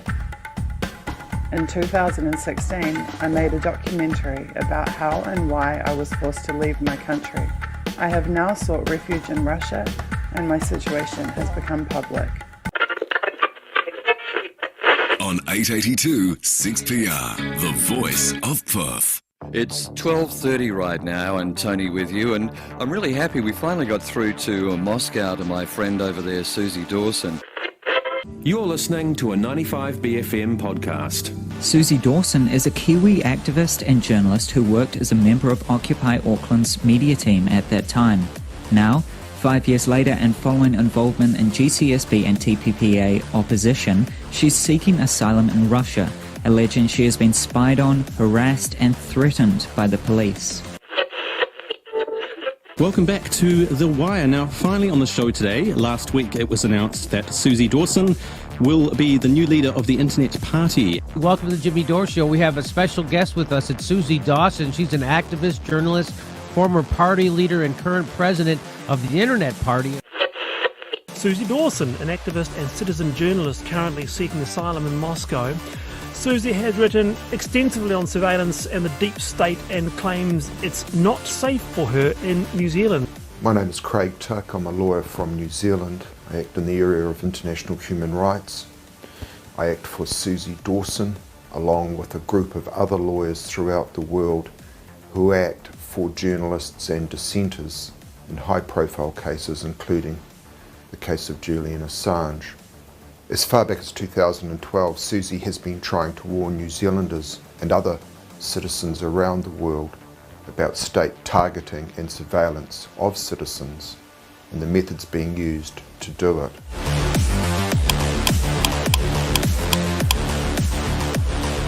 Surveillance in New Zealand is now so widespread, it's not an issue of police going and getting a warrant and doing an investigation and then it all coming out in court.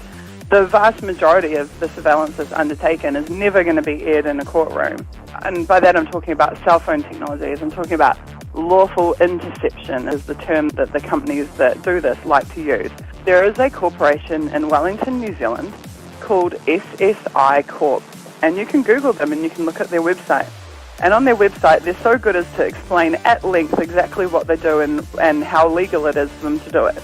And essentially they can intercept virtually any communication. If they have someone at range, they can hear your actual conversations, but also through cell phones, they can essentially turn them into microphones and hear any conversation that's had within vicinity. They can see your text messages, they can see what photos are on your phone, they can see what files are on your phone, they can read your emails, they can just intercept all kinds of information.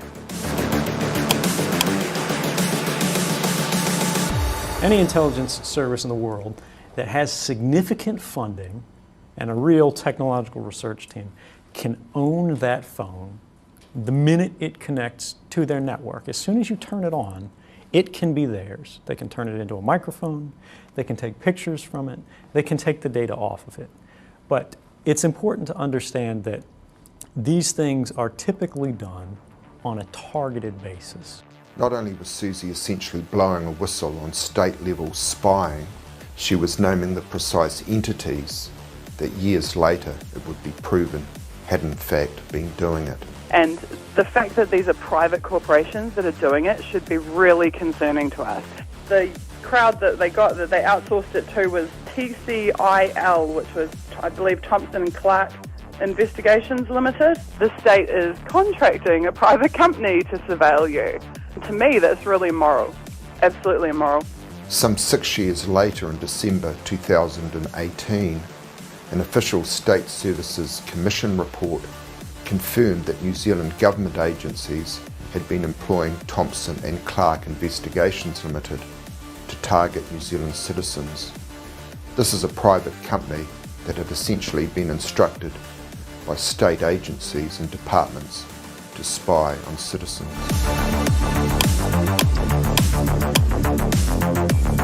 More than a dozen police staff are under investigation for passing sensitive information to the private investigators Thompson & Clark. Thompson & Clark. Security firm Thompson & Clark. Thompson & Clark. Thompson & Clark. So Thompson & Clark, aren't some of them old police officers? Yes, they are. Okay, so does that explain the relationship and the free flow of information? Doesn't it actually seem a bit crass? Well, at the end of the day, I guess what I trust is people's intent. The report identifies perhaps inappropriately close relationships, morning teas paid for by Thompson and Clark, invitations to go out for drinks. Were there other companies identified where you inappropriately gave them information, or just Thompson and Clark? There are a myriad of security companies who inquire of police every day. For instance, insurance security. But that's not my question. People listening to this will think, hey, Thompson and Clark were getting stellar, top shelf, gold star treatment from the police. Why? Do you treat other security firms the same as you were treating this one? How do you seriously think it looks to members of the public listening to this? Thompson and Clark hasn't just been paid by the government to spy on Greenpeace and earthquake claimants in Christchurch. Tonight, Checkpoint can reveal the controversial security firm has been also monitoring the activities of another 3 activist groups in Northland, Coromandel and Wellington, and the activities of at least 1 further claimant. Susie has been involved at the very highest levels, with people facing charges from prosecutions coming out of the Eastern District Court of Virginia in the United States. There are more prosecutions to follow of currently unnamed persons. Importantly, information will be coming out in the months to come that will provide transparency and clarity and lead to accountability.